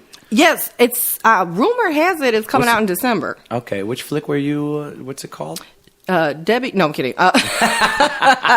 Chirac. Chirac. Here's a funny story about this. Now, I told you how my mother is about my comedy. She actually brought to my attention, was like, "Are you going to go and audition for the Chirac?" And I was like, "Okay, like you're telling me I should go out and do it. All right." And I never told anybody that I was planning to go and do it, but I went. And, like, people were outside like it was a Grateful Dead concert, like 5 a.m. getting in line, you know? Oh, wow. I went at, like, 3 in the afternoon, 4 in the afternoon, and this line was, like, till Kingdom Come. Oh, man. And I'm around the corner like, I'm never going to get in front of this guy. Like, I don't even understand how they're doing the setup for this. Yeah. So I brought my bio, my headshot, you know, and I stood in line. They gave you, like, forms to fill out. So I filled out, like, it's huge, this stack. And I filled the whole thing out before I even made it to the corner. You walk in, this was amazing. They had like stations set up with different photographers. All you did was walk up, take a picture, and walk away. And like you just submitted whatever it entailed. They're like, okay, we'll call you. And I was like, that was it. And like there were women you should have seen like practically naked. I was like, really? You thought Wesley Snipes was here, lady? Come on. Like Sam L in the building? No, like none of these people are here. Yeah. Some kids, like you could tell they just came fresh out the barbershop. Like ridiculous outfits. Like, parents, stop doing this to your kids at these auditions. It's horrible. Like, these kids were just dressed like... Oh, really? Yeah, like this one kid, he had on this outfit and I was just like, you can't wait to get home, can you? Like, it's just this poor baby, you know? Really? And it's just like, you know, I get the stage mom thing, but it was some of these women really went over the top. And I believe the more natural you are and the more you are you, I think that shines through better than anything a barber can do for you or a stylist. Sure. So I went, did the open call, forgot about it. All of a sudden, I get this email saying, are you available for the following dates? So there was 8 days. I applied for all of them. And I found out later that, so rumor has it, Spike Lee went through every picture. Wow. And handpicked down to the extras. So if that was true, thank you very much, Mr. Lee, because that was awesome. Okay. I did get a picture with him, and I did get to talk to him for like 2 seconds. It was like the most amazing thing. His aura is incredible. How was he? He's amazing. Guy? Yeah, he's amazing. The man's brilliant. I grew up on his movies. You know, but School I'm more Days. like, how was he? Like to talk to? Yeah, personally, was he? I told him. I said, I want to thank you because you don't really understand what you do for people on an individual level. Yeah. I told him that I'm a terminal cancer patient and you gave me something to do every day. That is like total bucket list to say that I did a Spike Lee film. Yeah. I grew up on you. I grew my daughter up on you. My daughter's favorite movie is Crooklyn. You know, like like seriously, like there's nothing greater than to say that I've been a part. And he gets a lot of crap from people, but you know what? The man's a genius, and you cannot take away his vision. And I can't even He's imagine. a good artist, man. He really is. His mind, I can't even imagine what goes on. Well, the dichotomy between what he's done, you know, the both sides, like whether it's crazy and hilarious, whether it's serious and more of a documentary type style, or he's what good. People don't understand what went into this movie. So many people that needed jobs got jobs and got paid. We didn't get paid ridiculous money, but we got paid. The checks cleared. Okay. He fed all of us. We all had a bus waiting for us where we dropped our cars off. We had security watching our cars. I mean, this man spent money on so much stuff for us. And I mean, they fed us. When I tell you fed, like, you went from eating lunch to going to a site where you were waiting to be a background, and they're bringing you water when it's hot, and snacks are here, and here's this, and then you're going to lunch. And then he's like, okay, yeah. I mean, it was just like women were taking food home. Like, there was so much. They were begging us to take food home one day because it was just so much, that they had brought on set. So, I mean, you talk about taking care of a village. He did. And then he was going to church in the neighborhood, the St. Sabina, every Sunday with the people. I mean, he made himself available. There was a scene. It's supposed to be like a block party. They gave away iPad. They gave away all kinds of little swag bags. And he took pictures for 4 hours with the public. Wow. I have the utmost respect for the man. I He is absolutely not do. in a place in his career where he has to do that. That's amazing. Not at all. That's impressive. And that's why I said, I mean, I don't care what anybody says about him. I love the man. He will always have my support. Nice, man. So, it was fantastic. And it was funny, I called my mom and I'm like, I got a part. And she's like, really? No. And my mom being, sunshine, was like, so tell me you're not filming a porn. And I'm just like, Mom. She's remembering the Jenny Jones trip. Well, I'm just laughing. I'm like, you really think somebody wants to see all this naked? Like, I'm flattered that you, I'm like, really? You think they might? Yeah. I was like, really? Then I was like, Mom, like one of these hits, like Shady Pines, lady, Shady Pines, like. Oh, man, well, that's cool, but that was a neat experience then. Well, I really got bold and brave because before Chirac, the year before, I filmed 2 independents. Okay. 2 of the gentlemen that I did the separate independents with have, they're comedian based. So one of them, he asked me to perform at his open mic so he could hear my style of comedy. Okay. And he wrote me in to play myself, which I thought was really cool. Wow. And I was like, who does that, right? And then the other one that I did, they had me play a Puerto Rican Jew, and I'm like, not a stretch. Like, because I used to live in the neighborhood where it's like all Jewish and like Korean. Like, you're one or the other, Okay. So it was really cool. And, like, again, they wrote that part for me to play the star's mother. So I don't know if you ever heard of Sid Yiddish. Sid Yiddish has been on America's Got Comedian? Talent. Yes. Yeah, I know He the name. was booed off of America's Got Talent. Oh. Like, in 2 seconds, there's a video. But because of that, he got on the Ludacris music video. And it's hilarious because, like we were saying before earlier, he's like, people saw him in the Ludacris video, like, man, here's my mixtape. Yeah. He's like, I never saw the man. Like, I don't know him. Like, I'm not that famous, But I play his mother, which is really cool. And we, like, if you ever see us on Facebook every now and again, I'll be like, I'm so proud of you, son. We talk back and forth. And he was on set when I filmed my Spanish. Spanish. Because I forget, what's your background? My mother's French, Italian, Puerto Rican. My father's Greek, Irish, German, Apache, Indian. So So much good food can come out of you. And the drinks. Oh my God, I could drink a Marine under the table. No, I'm kidding. But no, it was funny to learn Yiddish terms. Oh, okay. Because I don't know what I'm saying. I'm just reading the lines. Like, I'm probably telling people all kind of crazy, and I'm just like, I'm insulting people. I have no idea. So he was on set with me. He's like, you nailed it. I was like, thank you, Jesus. Oh, yeah, because you had to work Jew. on even just the sound and making sure you're pronouncing Well, it. I had a Puerto Rican accent with Yiddish terms. Oh, my God. And the scenes that I'm in with my son that people offend me, I'm beating them with my purse. What's the name of the film? Here comes Flabby Hoffman. Okay. And what was the joke with... Oh, I remembered Ruth Buzzy. If you know who Ruth Buzzy is, dear God, if you know who Ruth Buzzy is, take your medicine and take a nap. Log in later. No, Ruth Buzzy was known for hitting people. Yeah. At roast. Like with the purse, yes, right? Yeah. She beat up like Muhammad Ali, like all these great People can. I'll bet you for the audience, the younger listeners, they're always running like commercials, infomercials, middle of the night for the Dean Martin right? roast. The roast. She was a old lady that's hitting Frank Sinatra. She's just hitting everybody. Yes. Yeah. I actually reviewed those to see how she did it. Oh, okay. Before I went to set, and I brought it up to the guy. They were like, "Oh, wow!" They're like, "We totally forgot about that." And I was like, "Dude, like, gotta get." Look at you researching. You're That's going right, all you gotta- Meryl Streep on this. And it's like I've got like 2 seconds, but I'm gonna make it real good. And I laughed when they were like, "We need you to run into the room." I'm like, "Sweetheart, I haven't run since 2010, and even then, that's questionable." I had the run since Right. 2011. They're like, "Well, can you make it look like you're up?" Like, I could do that. I'm like, "Speed up the film." Oh, man. But no, I got bold and brave after Chirac, and because they canceled one of the days because the summer weather here was so crazy. Like July 1st, I was seeing my breath in the dark. Yeah, it's crazy. I couldn't believe how cold it was, was and a we need weird to make summer. it look summer-like. Like, yeah, impossible. Like, Spike's in a little puffy jacket, and I'm freezing to death. Like, I just want to steal your coat, and it'd be too small anyway. Damn it. I decided to go back to the casting site and see if I could get another gig to fill in the time. And I got bold and brave, and I got on Empire.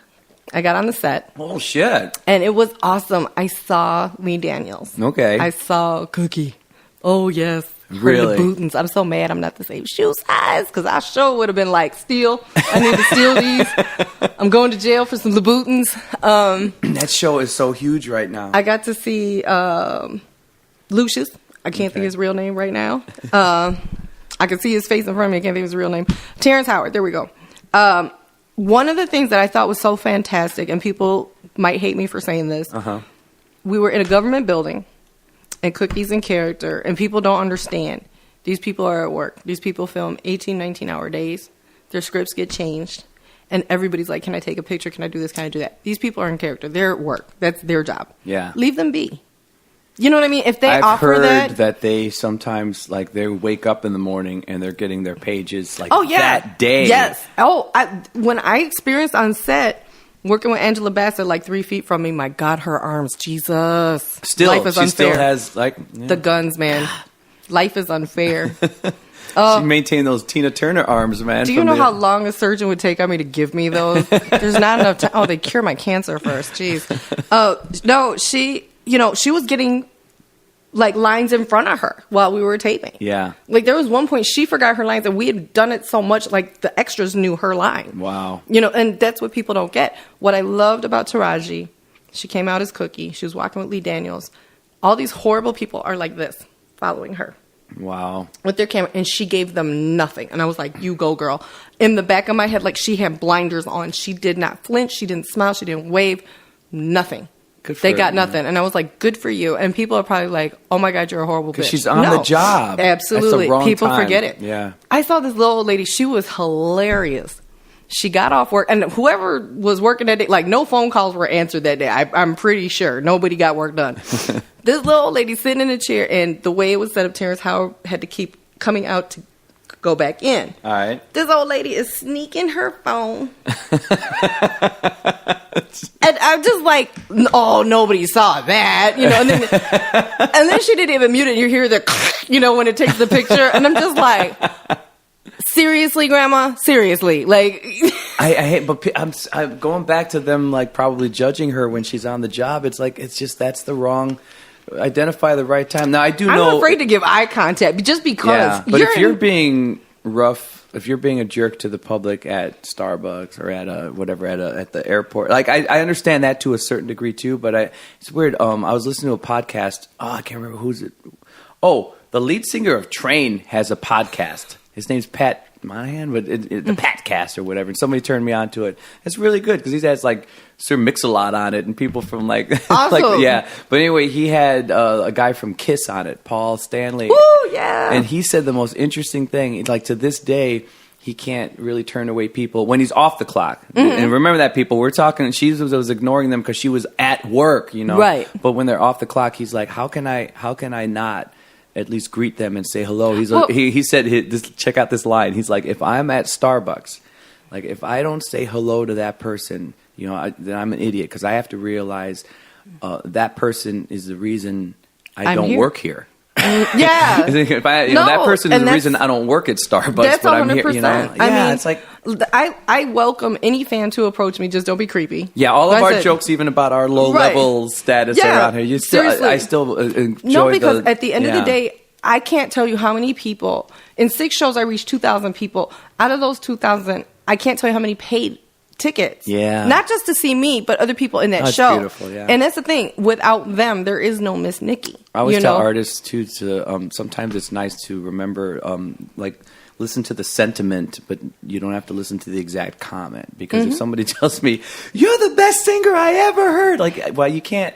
I think some people who do engage, they believe that, and then they walk around like, I'm the best singer. They need that. They need to tell you that to get your attention. To me, it's just sweet that they're saying, the fact that they're saying something is what I take with me. Something positive. Instead of like what they're saying. Maybe if they're talking about my writing or something, that's awesome. Then like, wow, okay, I'll file that one. But if it's just like, you should be on The Voice, then it's like, well, it's sweet that you're saying it, but I won't like process that. I'm not going to save that. But again, you don't know how, if any of these people, paid money to buy your album on iTunes, or one of those thousands, that have been bought. And like I said, I don't have DVDs out, but people do check out my YouTube, and they do find me. They do find me on Facebook. And like I said, without them, there is no Miss Nikki. And I do have to remember that, in public, if somebody approaches me, I'm going to give you a minute. I'm going to give you want to take a picture? Let's take a picture. That's cool, fine, whatever. But when you're on a set, and like I said, here's Lee Daniels, 12 Years a Slave. Yeah. Walking with Cookie. It's like, you can't take that from me. That's the thing people don't realize. Those moments before iPhones came, like I've been on stage with Little Rel, who just filmed through, Kevin Hart produced his last film. He's on TV now. I've been on, stage with Brumman, Leon Rogers, Tony Schofield. You can't take those experiences away. A camera is not going to make a difference. Yeah. When time came, they tell you don't bring your stuff on set. And I do. I totally follow the rules. And I yell at my friends who don't. And the day that I got the picture with Spike Lee. When they say don't bring your stuff, they mean your phone and right. stuff. Okay. Because they tell you the artists hate it. They hear about it all day. They'll smile in front of your face, but they really hate it. The day that I got my picture with Spike Lee was because he decided to let the neighborhood kids take pictures with him. So I went up to his producer, or his, how do you say, the assistant? Whoever he has, the PA. And I asked her, would you mind taking my picture? Man, I ran to the car. That time I ran. And I really did run because I didn't want it to end. And I got somebody from that last film saw it like, wait a minute, look at her go. They're like, damn it. See, that's what happens when I do an independent that doesn't pay. No, I'm kidding. But no, I really, that was such a moment that I'm going to show you the picture. Oh, I did. I showed it to my daughter. She's like, when your mom's cooler than you. Oh my God. You have to send that to me so I could post it. Absolutely. For the that's beautiful. That's cool. My daughter crept me. She's like, when your mom's cooler than you and meet Spike Lee. Oh man. So yeah, it was awesome. How many episodes did you work on Empire? Was it one or were you? I've been on a couple. Here's the situation though. Okay. The first day I went was the easiest day of my life. They never put me in front of the camera. All right. And I was like, I hate this. Because I saw everybody. It was so cool. The second day I was there, I actually got in the room and they aired it, but the camera is facing the opposite way. So I was there technically because I know I was there. Fair enough. And if you did have the camera the right way, you would only seen my back, and I was wearing an aqua shirt. I can prove it. So technically, I was there. Bam. I just did 14 hours with them the other day, and I don't know when that one's airing. Oh, okay. It was a fantastic day because the second day I was there, I met Jamal. Mm-hmm. And his bodyguard. I'm like, how fancy do you have to be to get one of those? Like, this guy. I don't know where they get these bodyguards from. They come from a planet. Okay. All these guys are like 8 feet tall. Really? They're like super huge. They're not. Like, I'm like, and your mom's probably 3 feet tall and like 10 pounds wet. When I met Fat Joe, his people. Same thing. Dude. Giants. Our security that night at the show for Fat Joe is like my height. I'm 5'4". They're like 5'10". Cool. I can see you eye to eye, right? I'm tapping these guys on the elbow like, oh my God, you moisturize so well. Like, I'm here to see Mr. Joe. Like, impressed. The guy's like, right this way. It's He's hilarious. just looking down. Yeah, He could almost pick you up and just put you in the side. Just like pat me on the head. You're so cute, But it's hilarious. Like, I'm holding on to belt I'm going to put you in my loops. shirt pocket, and I'm just going to walk you right over there. Is that how it worked out? Hold my belt loop. It was like being on the train. But yeah, I'm like, where do they grow these guys? So when I get famous, I can order one. Like, oh my God.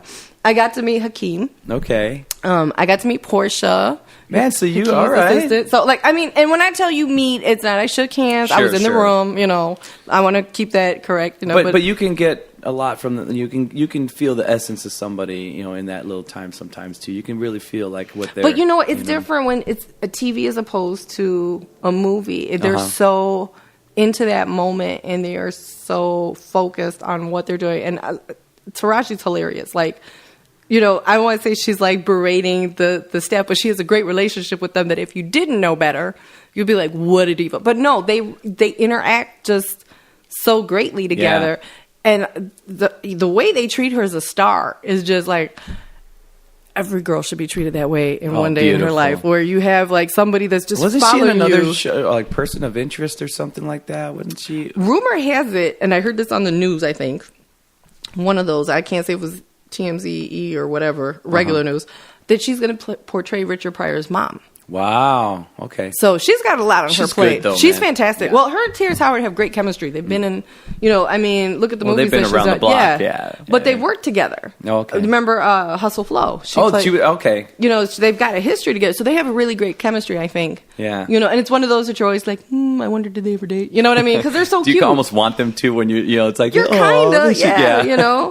And it's cool to know that Terrence has his own music. Yeah. He has his own band. I think he's into... I didn't know that. Oh, you need to get him on. All right, I better... Yeah. Ooh, okay. Because Is he singing or playing or both? I think he does both. Okay. He writes and whatnot. So, yeah, and he was humming while he was... And it's crazy because, like, he kind of looked at me, like, deadlocked with me for a minute. And I'm like, is he really looking at me with those beautiful eyes? Oh my God.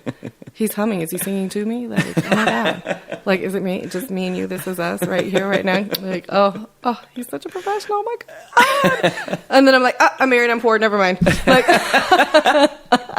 love my husband. Maybe that's what he looks for in a woman. Like, you know what I need today? I need somebody married and poor. Right. He's like, I need some Miss Nikki in my life. That rocks my boat. Right. But it's like, it's hilarious because you're just, you have this boat.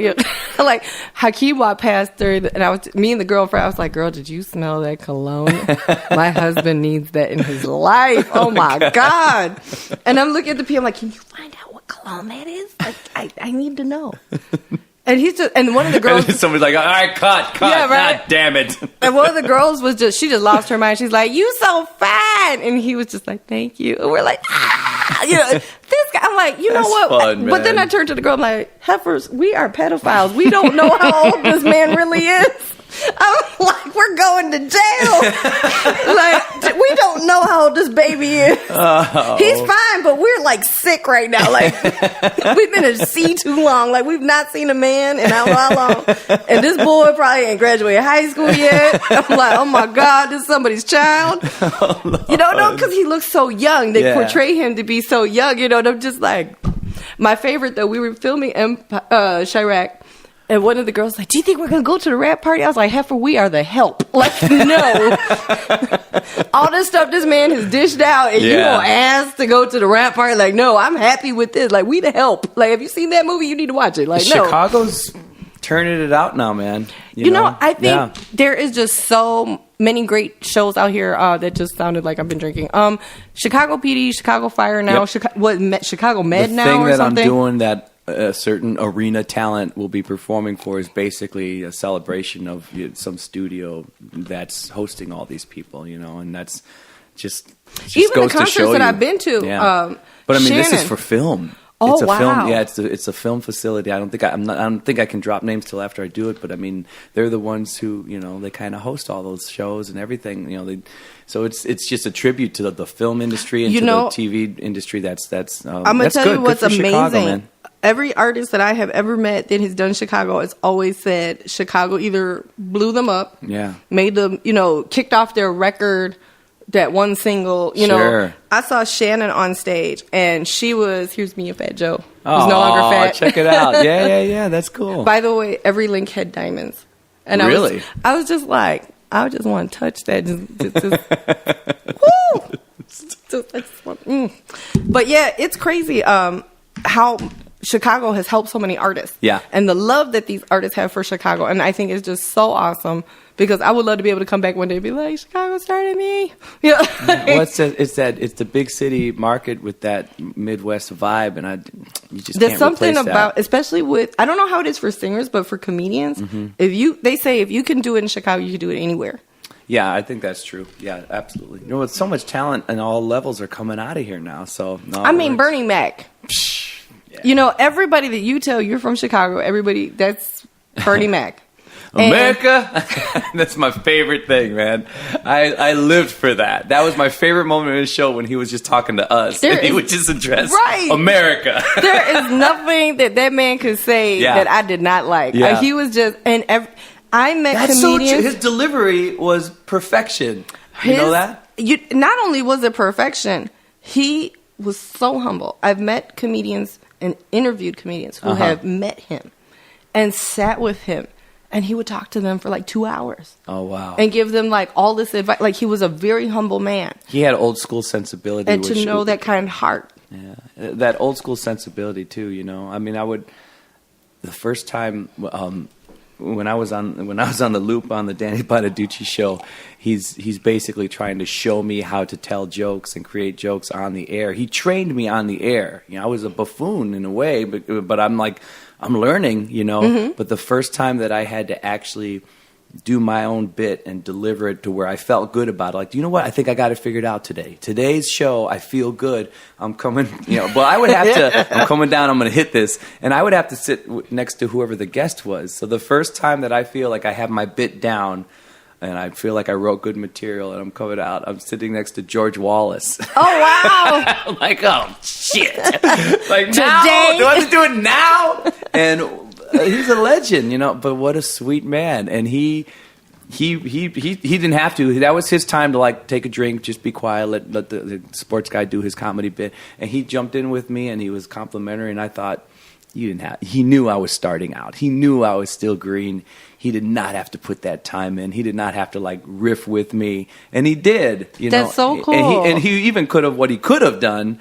It seemed like it was one of my better bits, thank God. But he could have also just slammed into me like, you don't know what you're doing. And instead, he went the other way and lifted me up. And I had two instances. It's a pivotal choice. Why do that? Why be that way? And it's so great that he made. It was awesome that he did that because it gave you that confidence to keep doing it. Yes, he gave you a building block. Is what he did. He has no idea how big I felt when I left the building that day. I had two moments that way. First was with Manny Maldonado.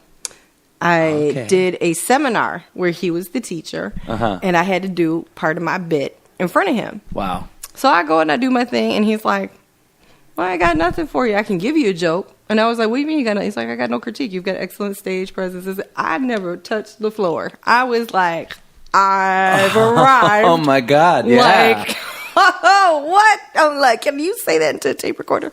The second time was I opened for Brumman, and I didn't know he was in the room. Okay. He was sitting in a VIP that had, like, curtains. It was this fancy spot in Indiana. Actually, that was the scariest gig I ever did. It was the worst part of Indiana. There was like no buildings. It looked like war torn. It was like JJ Fish, the currency exchange, empty building, torn down building. Is it Gary or where was it? I don't know where it was. Okay. But when you paid the toll, they should have gave you yellow tape, Because I was like, am I here? And it was cute. There was a little Mason Lodge next door. This little old man's like, baby, we got some chicken. You can go right next door. And I was like, okay. Help yourself. I was like, all right. And the club was beautiful. Okay. In the worst part of town, but it was beautiful. So I didn't know he was in the VIP. He tagged my joke. And Explain what that means. What that means is they take your joke and make it into a part of their joke. Wow. And I was just like, you talk about you just wanted to be like, how does that work? I've never heard that term before. Are they're referencing? They're referencing my joke on stage. So like for all of a sudden it was like, I was like, he's just said what? So it's not stealing a joke. No, absolutely not. It's a compliment. Oh my God. And I just like lost my mind. I was like, did you hear that? Oh my God. Like that's fantastic. Yeah. So like, I totally get you because they didn't have to say it. They didn't have to do it, but it gives you that building block to say, I'm confident that that I'm doing something right. And you wonder if you have any idea, if they have any idea, Oh, they know because I'm sure at some point that they had that done to them. I mean, like, have you met your all-time idol singing? I've met a couple of them, luckily enough. I met Smokey Robinson, and that was a big deal, and he was very kind. And there's a song that came out in the 80s, and it was like a hit. It was a top 10 hit for a minute, and there's a group called Tierra, and it's a song called Together, and it was mostly on R&B stations. Mm-hmm. Together, baby. Mm-hmm. I managed to be on a big stage, and for some reason they were on the bill, and it turned into a jam session after the fact, and it was more my band that was doing the jam session because it was like, oh, now the poor little band can do the jam session, but the celebrities came on. Go get your drinks, the band you never heard of. Yeah. That's how it makes you feel, and right? Basically, I opened up for some of these groups. There's a group called Malo that did Suavecito and some of these, Latin R&B groups. And some of them knew us because we worked together, but thousands came out to see them, not me, but then they came to my little piddly stage and they all jumped on the stage and, we did like Just My Imagination, but I turned into a hip hop thing and I do this little whatever, but I'm saying, oh, you do this, you do that, you do this. And this guy that, he's not a big celebrity, but for a minute he was. He has a Grammy. He came up to me after the fact and he said, these celebrities, these guys, they tour the world and they sing and they don't know who you are. I know who you are because I know this one group who knows you, but you commanded the stage and they listened to you. He's like, you commanded the stage. You're the local guy. And you commanded them, and they listened. He says, you hold that for the rest of your life because in all my travels, we go up and we're the stars. I've never seen a local guy command the stars and have them listen. And he's like, just I'm going to walk away remembering you. And I'm like, I listened to you when I was 13. How long were you high for? I'm still I got shivers to retelling you that story, and it was the most amazing thing. That is so cool. Yeah. There's a band in Joliet, East Bay Tribe. Shout out to you guys. Ooh, all right. I like that name. Yeah, they performed at a benefit for me when I first was diagnosed. And I met them. They took pictures with my daughter. They autographed a hat. They gave my daughter sunglasses. I mean, really they showed up in a limo. I mean, it was just to die for. And they called me years later. Like, we stayed in touch on Facebook and whatnot. And they were like, will you come do this comedy show at Mojo's? And I love the bar. It's a bi-level, huge place. It's really nice. And it's just a fun spot. And the casino's, like, down the street. But, like, you can walk. Get on the boat. Nice. But that's not the reason why I go. No. Okay. They invite me to come do this show. They're like, would you mind hosting? And I'm like, absolutely, perfectly fine. And they're like, okay, so here's the deal. You're our only female comedian, and you're our only one from Chicago. There's a guy that's going to host along with you who's from here. He's kind of green, but we want to give him the opportunity. So, like, give him some notes. I was like, all right. They said everybody else, 2 guys are coming from Texas. One has been with, like, Cat Williams. He's done, like, major stuff, national. Oh, okay.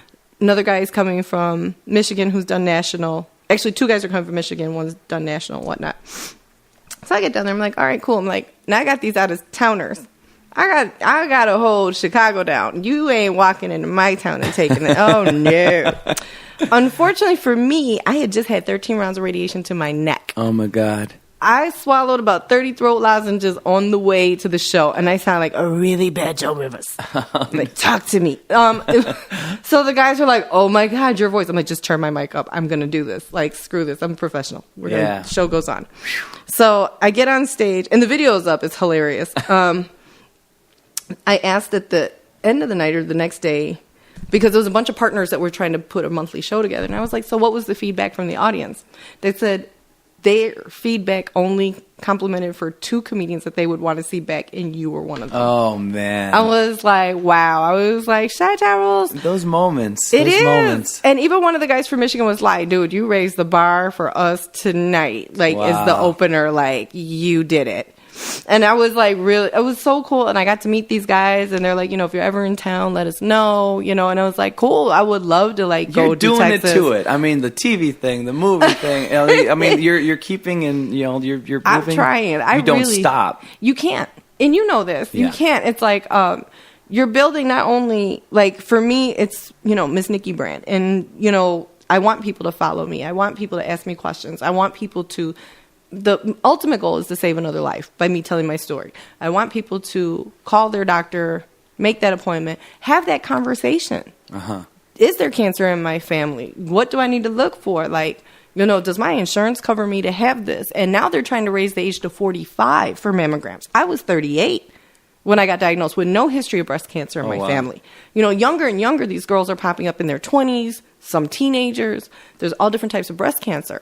And people need to educate themselves and have these stories. And if my comedy is going to make those conversations happen, then I've done my job, And my daughter even had kids in 7th grade asking me questions like, Miss Nikki, we got a question. So now that lets me know I'm planning season. These kids are going home and questioning their moms, their dads, their aunts, their uncles. As long as I'm educating them in my way and being able to get that dialogue so that people will say, you know what? It shouldn't be 45. Let's write a letter.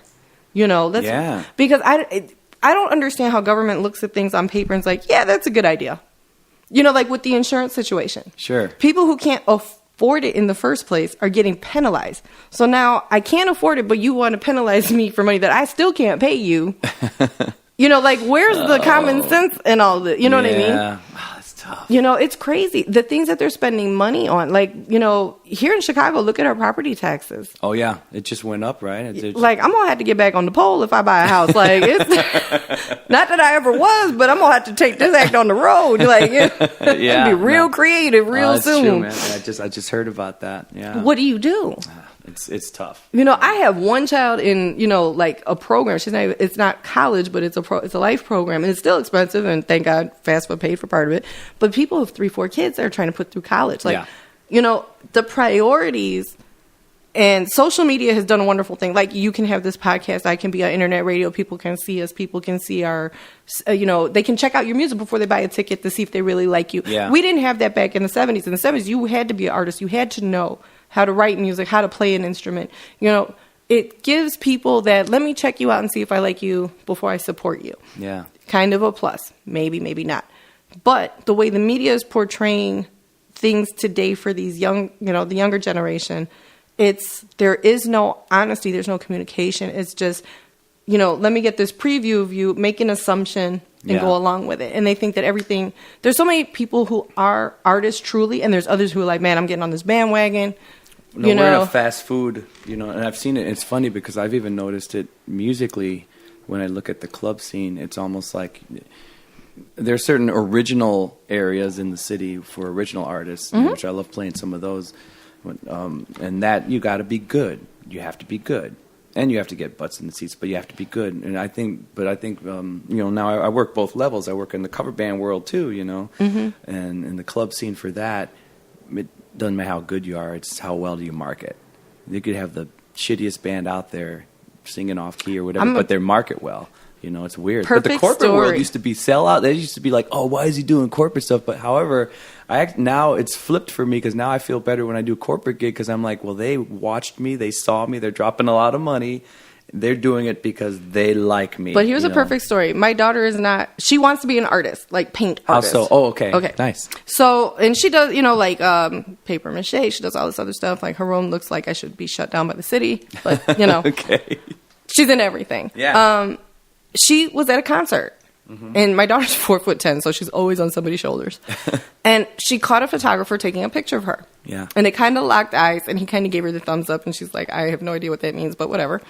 A year later, that picture ends up as the poster advertising the same concert. Wow. For 2015. Cool. Which is cool, yeah. They contact her, like, we're giving you VIP, you can come backstage, you and your friends, blah, blah, blah, woo, woo. It was the weekend of my birthday, and I celebrate my birthday with my cousins. There's 3 of us. We have this big family get-together, and she's like, no, I can't go. It's my mom's birthday weekend. And she had seen some of those acts anyway. She's like, I've seen them. That's okay, thank you. And she was like, it's cool, but I'm 18. I'm not 21. Like, I hope they know that. Yeah. So that same picture from that same ad ended up on Pandora. Really? Yes. Like, ridiculous how... Oh my with God. The media. Yeah. Now, mind you, my daughter does not sing. She doesn't do any, like, Sure. she's cute. You know, I say that not because she's 9, but she is. She's photogenic. And when it hit Pandora, like, all her friends, her phone was like, ding, ding, ding, ding, ding. Because they're Crazy. like, Wow. I was just looking up music, and, like, either that's somebody who looks like you or that's you. But, like, wow. Now she cracked me up. She's like, I can't get in my Facebook. Every day there's 40 DJs requesting her. And they're like, VIP, bottle service, blah, blah. She's like, are you serious? Yeah, she gets all these DJs, like famous and non-famous. Paris Hilton that shit and figure out a way to get paid. It is hilarious. I was like, I could not believe.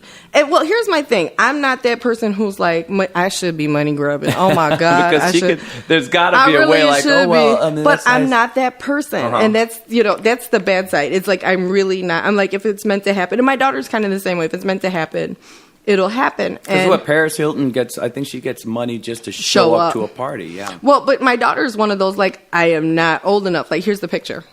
And she's like, Mom, but that's so great. That's a cool picture. And I'm just like... what if people ever see that, it would just be for... It's crazy. It's just, well, that was the Pandora. Okay. That was a Pandora one. But the actual ad, here was the actual ad.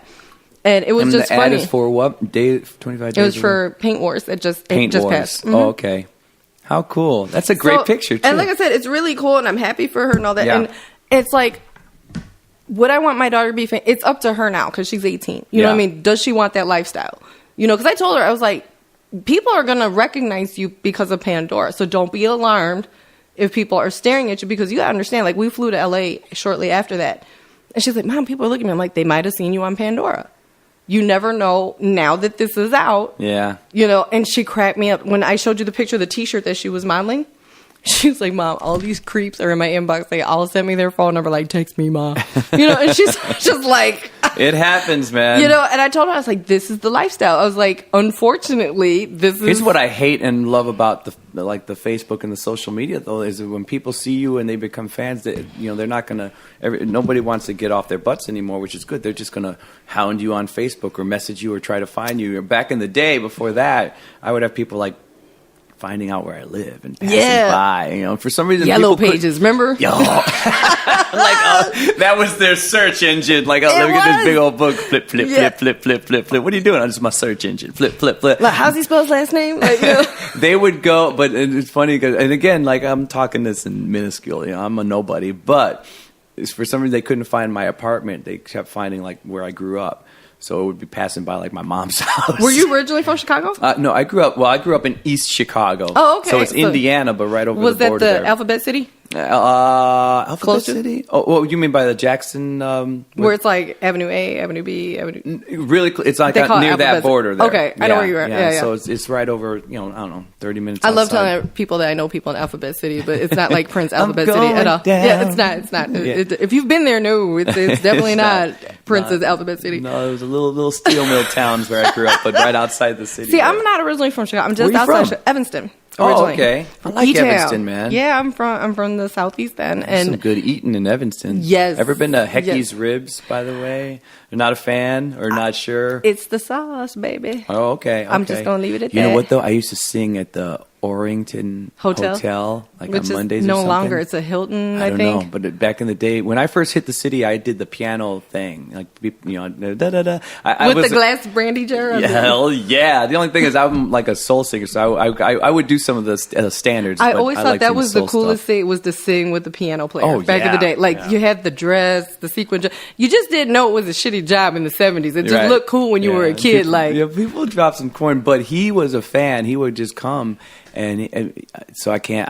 Oh, Hecky Powell. Yeah, but he would just bring ribs. So either they were really tasty because they were tasty, or they were tasty because they were free. But either way, I enjoyed them. Oh, as a comedian, I've been paid in chicken wings and pizza. And I joke, like, if you see me without my waist gain.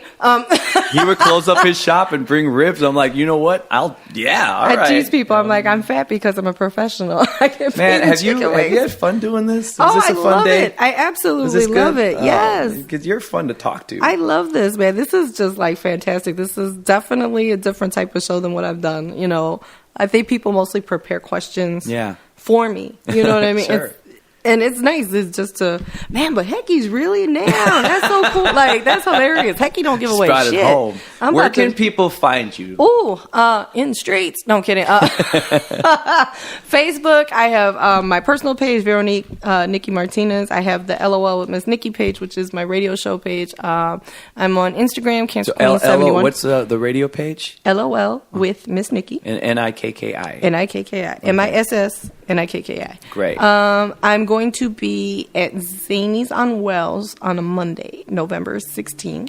All right. And they have to just keep this rolling because the podcast will live forever. Oh, amen. And I'm doing Black Wednesday at Club Red. Oh, there you go. So as long as they go to your website, because you their podcast episodes from like last year that people still find. Nice. That's why I'm always like, get the website. And I got to get you on my show, LOL Miss Nikki on intellectualradio.com. And so people can hear your radio show right on the website. Oh, absolutely. They can go and get the archives, if they want to see a past show, if they miss the show that I'm going to bring you on. If they see it like live, is there a way to listen to it live too? Absolutely. My show's every Sunday at 4 p.m. from 4 to 5.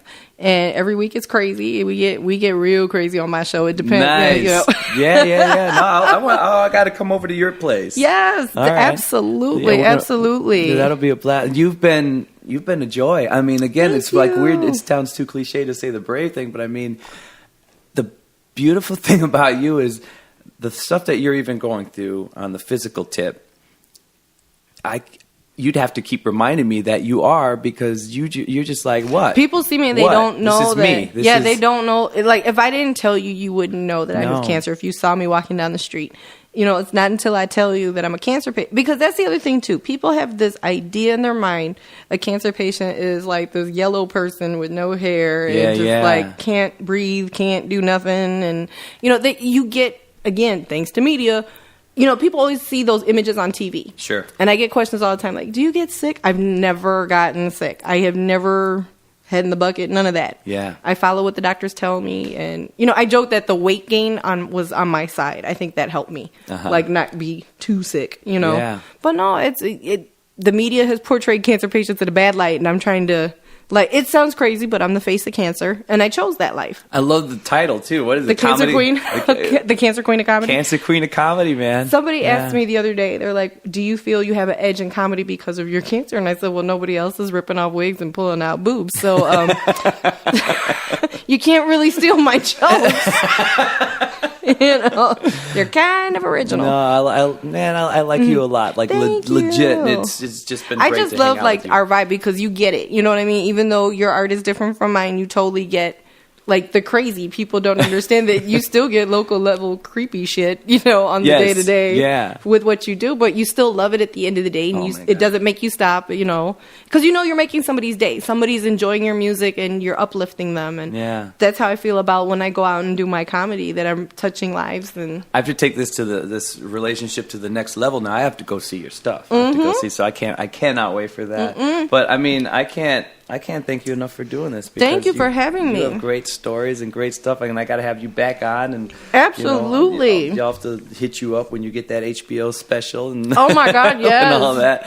But oh man, you need to open for me. That's what down. You have to open for me. That's how it happens. I'm jealous of singers. I totally used to pantomime in front of my mirror with my Walkman as a kid. And somebody asked me, they're like, "Would you sing?" My friend that I'm Todd and the Ten Pins. I'm doing the thing Saturday. That's on Facebook. Find it if you want to come out. Todd and Ten Pins, great band. Oh, nice. He was like, why don't you ever sing with us? Because they're a cover band. They do covers. And I was like, there is too much glass in here that I cannot afford to pay for the repairs. So I would like to be somewhere where there's nothing that could break. And I'm so jealous. I would love to sing. I would love to be able to do it. I think it's so awesome what you guys do. Well, you never know. One day, right? One day. Oh man, well I'm just glad you did this. It's been a dream. It's been a dream. I love spending the day with you. Thank you. Was really nice. I had a great time. She's going to be floating up in CBS something. CBS is supposed to air next week. I will call you and let you know, or text you so that we can tell your fans to check it out. It's going to be nationwide, so that's exciting. It doesn't matter what state you're in. If you've got CBS, see her all wired up on the stage. I'm excited to see my video. Somebody filmed it, and I'm dying to see it, and hopefully it'll be up tomorrow, and I can share that with you so you can post it if you'd like. Yeah, please do. I'm so excited because they're like, you exploded on stage. I'm like, really? I'm like, okay. Miss Nikki, everybody, you got to look for her. You have to find her.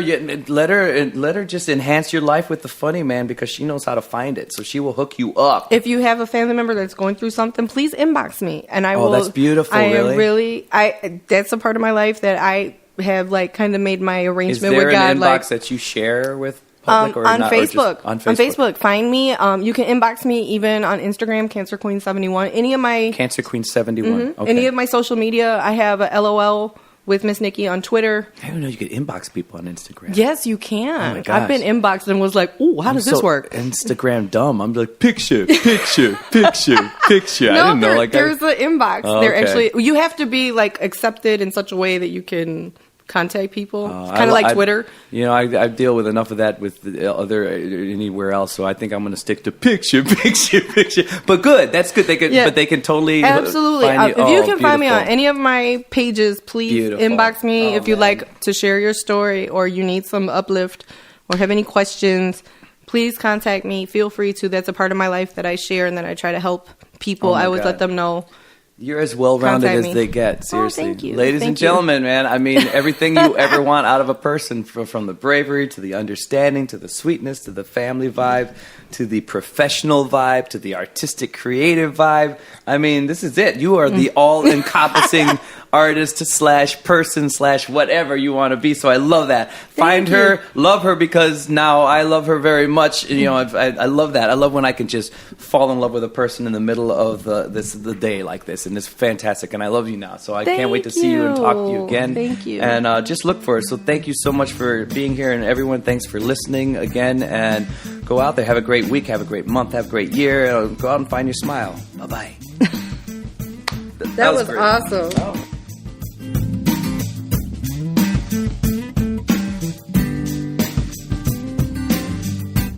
Welcome to my life so far. You think by now I'd be a star. I may be long-winded, but hey, there's just so much I have to say. Maybe lick your lips when you're hungry. Maybe drop your head when you're sorry. Maybe shake a bit when you're worried. That's just